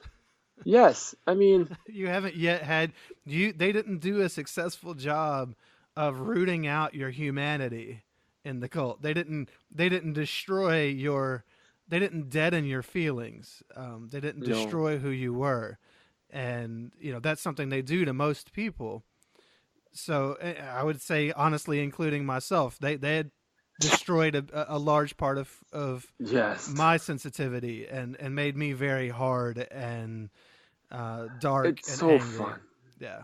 God, it's funny when you hear it now, because now I feel so free. Like, I Yeah. feel like, when a plane crash goes down and everything burns up and all the bodies are, everyone's dead, right? And Right. yet they recover that little black box and can tell you what happens. Some part of me, that humanity, that little black box was recovered, and I rebuilt myself, and there's a new plane around it, and it's just Yeah. the best feeling to feel like, God, the crash and burn hurt, but now through, like, you're you again. I'm me for the first time in my life, and Yeah. it's exactly like in October. I went to my brother's wedding, and this is the first time he's been married, and I've missed every sibling's wedding. This is the first time I've ever been at a sibling's wedding, because I was too high and mighty to. Well, no. I heard through the grapevine, Mom, that things had happened. So my one brother was married, and I never said congratulations. When's your anniversary? I'm glad to hear it for you. Or, I hope you're happy. I was just like, oh, good. Well, I guess that's one more claw that Satan has in you that keeps you in his world. There's such a condensation about it. And to go there, I was beside myself with giddy joy and just tears all the time and apologizing. And even though these are ex-witnesses, so they get the game, my brother Ruben couldn't be better. He was like, dude, don't worry. I get it. Hey, stop this apologizing stuff. We're here to be happy. Like, I'm so sorry I ever treated you that way. And thank you for still having me here today. And, but there is that touch of like hurt where there's no doubt in my mind, and I hate to say this like it matters, it doesn't, but I always knew growing up I was going to be the best man at my brother Ruben's wedding, and he was going to be the best man at mine. And then our lives derailed, and we fell out of contact, and I was just happy to be in attendance, and Yeah. like that was Yeah. ever something that weighed in the balance when it occurred to me as a child. Yeah. So you mentioned your children then are currently, I guess they are with their mom the majority of the time, and maybe or Yeah, we got the weekends and like extra time they have off from school, and like summer I can get them for longer spurts if I wish, but I'm on basically the alternating weekend schedule. gotcha. And so then are they primarily being raised then as witnesses currently? Well, not here, not here. They are over there, but my ex has actually re-gotten married too, so they're struggling. They live in a bigger city now, and they miss their Ah. old home. They're adjusting to a new man. My one is 4, and they're going to be 4 in February. He's pretty easy to well adjust because he's so young still. The one who remembers everything now, he's 7, but Mm. he's starting to exhibit he's got some behavioral stuff that he's an angry 7-year-old. My parents went through a divorce. You're young and confused, Yeah. and the world doesn't make sense, and your mom tells you dad's not going to make it in the paradise, and you love your dad, and you hate that that's a thing, and she shouldn't have to worry about that. So we've tried to make very clear boundaries of like, Can I ask, has that literally happened? that's a true thing. Yeah, he has So his mom has he has literally told him that you will not be in paradise. Well, someone has, because Gotcha. they came to my house one visit, and he was having a moment of where I sat him down to talk. What's going on? What's with this? Why are you acting this way? And he was, crying, and he tells me, Dad, are you going to be in the paradise? And I say, what? No, like, I don't. And Missy was there, so she kind of stepped in, thankfully, because she's got a really good way with that. She says, well, some people call it paradise, some people call it heaven. some people, make an eternal reward. And I thought Right. whether it was his grandparents or his mom or whoever said it, that even if it was just inferred that anyone who doesn't go to and I said, why do you think that? He says, you don't go to the meetings. And I say, Right. does the Bible say you have to go to the meetings to make it in paradise, or does it say that God judges your heart? And I asked him, what do you think of my heart? Am I a good man or a wicked man? And he said, a good man. And I said, yeah. And only God can see that, right? So he gets to make that decision. So whoever said I wasn't going to, they don't get to make that decision. Only God knows my heart, and I think you know my heart. And then he smiled and laughed, and we were just like, but it's a messed up thing to see those pictures that kids see and think, Absolutely. oh, my dad, that could be him, that could be them. He's not at the hall, and I just feel for them that. However, the great thing is now we've established. Missy and I are very good at we've gone to a lot of counseling, the two of us, and I want my kids to go through counseling, and I want people to talk about their feelings and be able to talk more and be open, because communication does a lot. Yes. And we've already got him where he's excited about. We don't tell him you have to celebrate Christmas. You're celebrating Christmas with us. But when he's here, like any kid, it's just normal. He jumps in. He wants to make Christmas tree crafts. He wants to see which presents have my name on them, and he knows that he gets birthday parties with me. And I asked him how that went. And he's like, well, Mom says she's not mad at me if I want to do it. And I said, okay, so that means obviously mad at me, but Yeah, I think that's good because, right. No, if you want your kid, first of all, the onus is on her. If she wants to enforce all those things, especially the gray area stuff that witnesses teach, like not just interpretations of the Bible, but like the birthday stuff, is like, or you explain to him why he can't be on football. You explain to him why he can't have a beard if he wants one. Like, you explain to him why, yes, it's a suit, but the cuffs around the ankles are too tight. Like, honestly, like, if you want that, the onus is on you to explain it, which hopefully will spurn her to really do more research. And anyone who does enough research, or if enough questions are raised and you start to realize, much like I was realizing, I don't have a good answer for why I wouldn't give him a blood transfusion, or that I could ever shun him. I don't have that answer. My heart says a different answer. And I just feel that if enough questions are raised to a person that they have to think about, maybe they can think about them. And whether or not they ever wake up, I believe my boys through our household.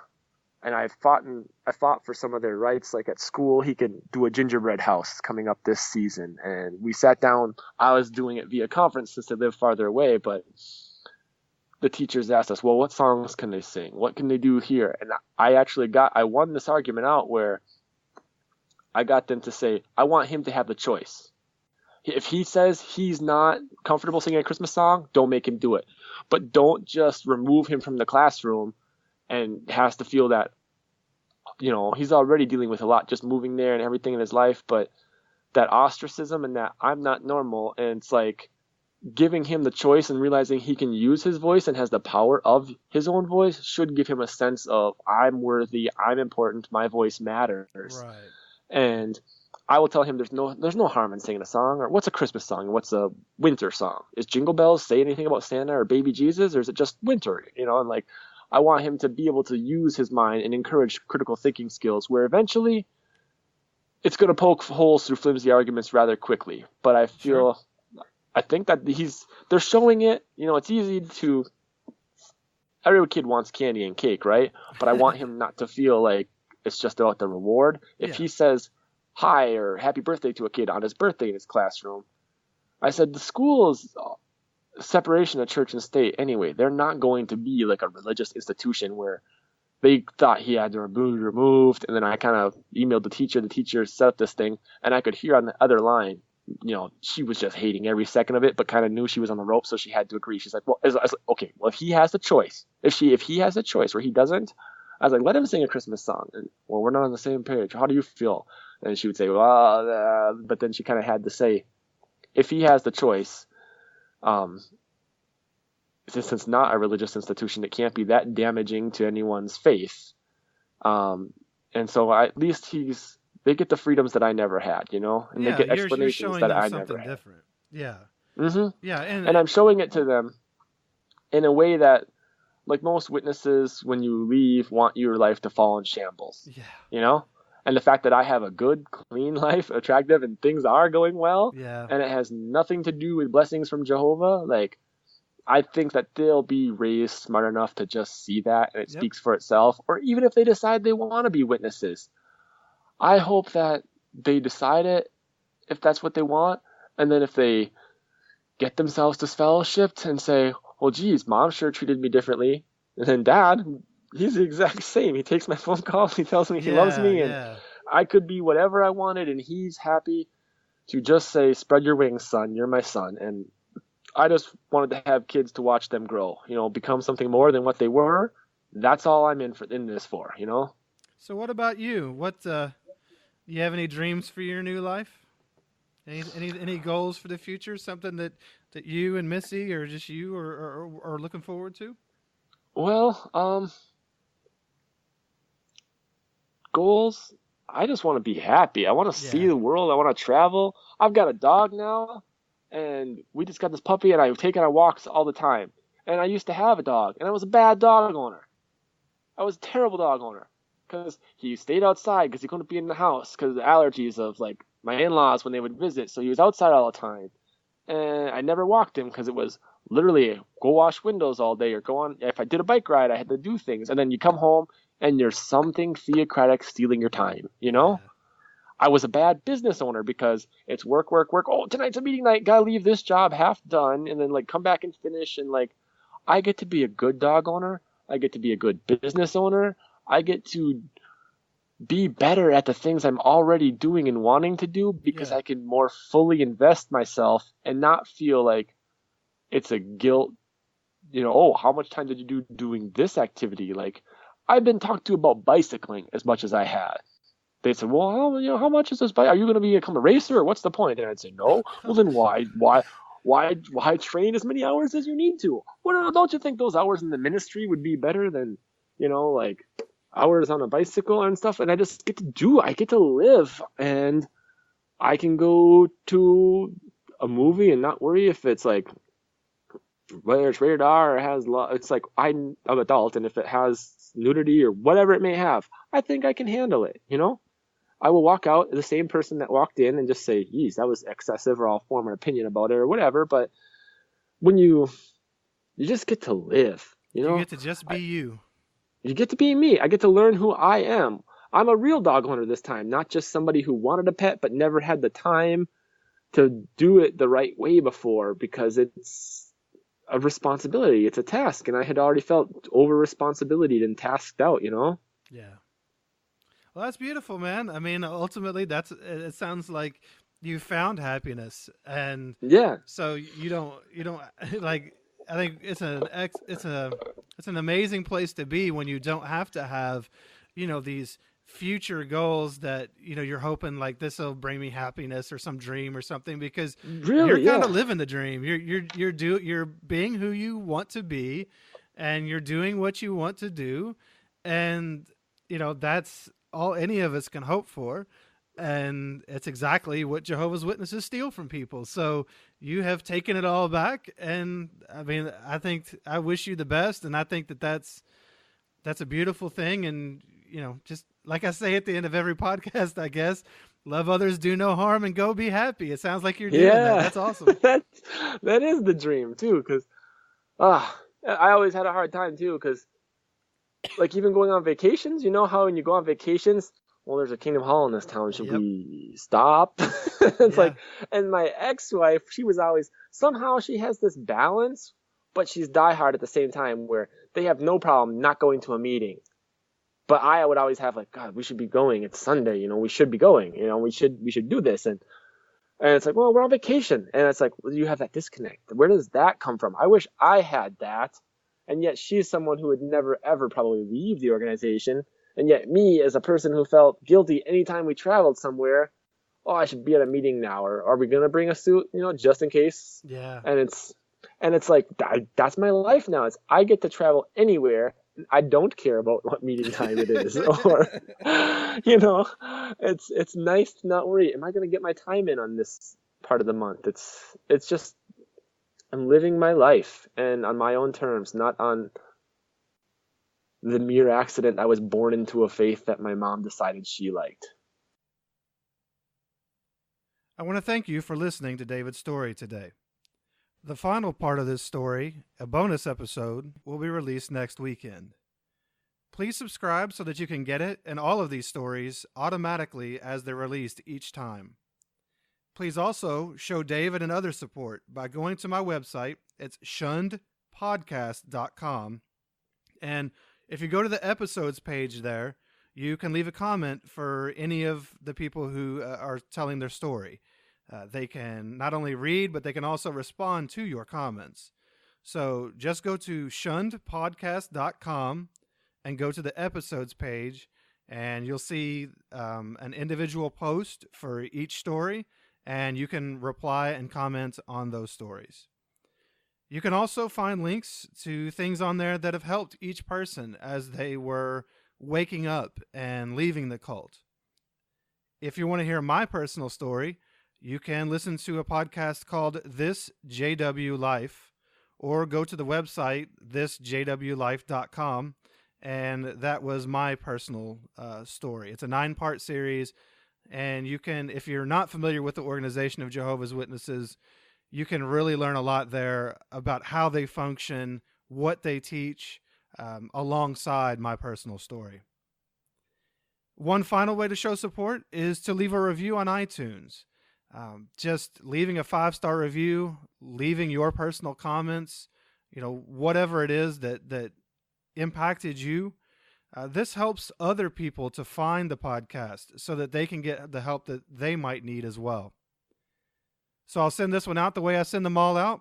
Love others, do no harm, and go be happy.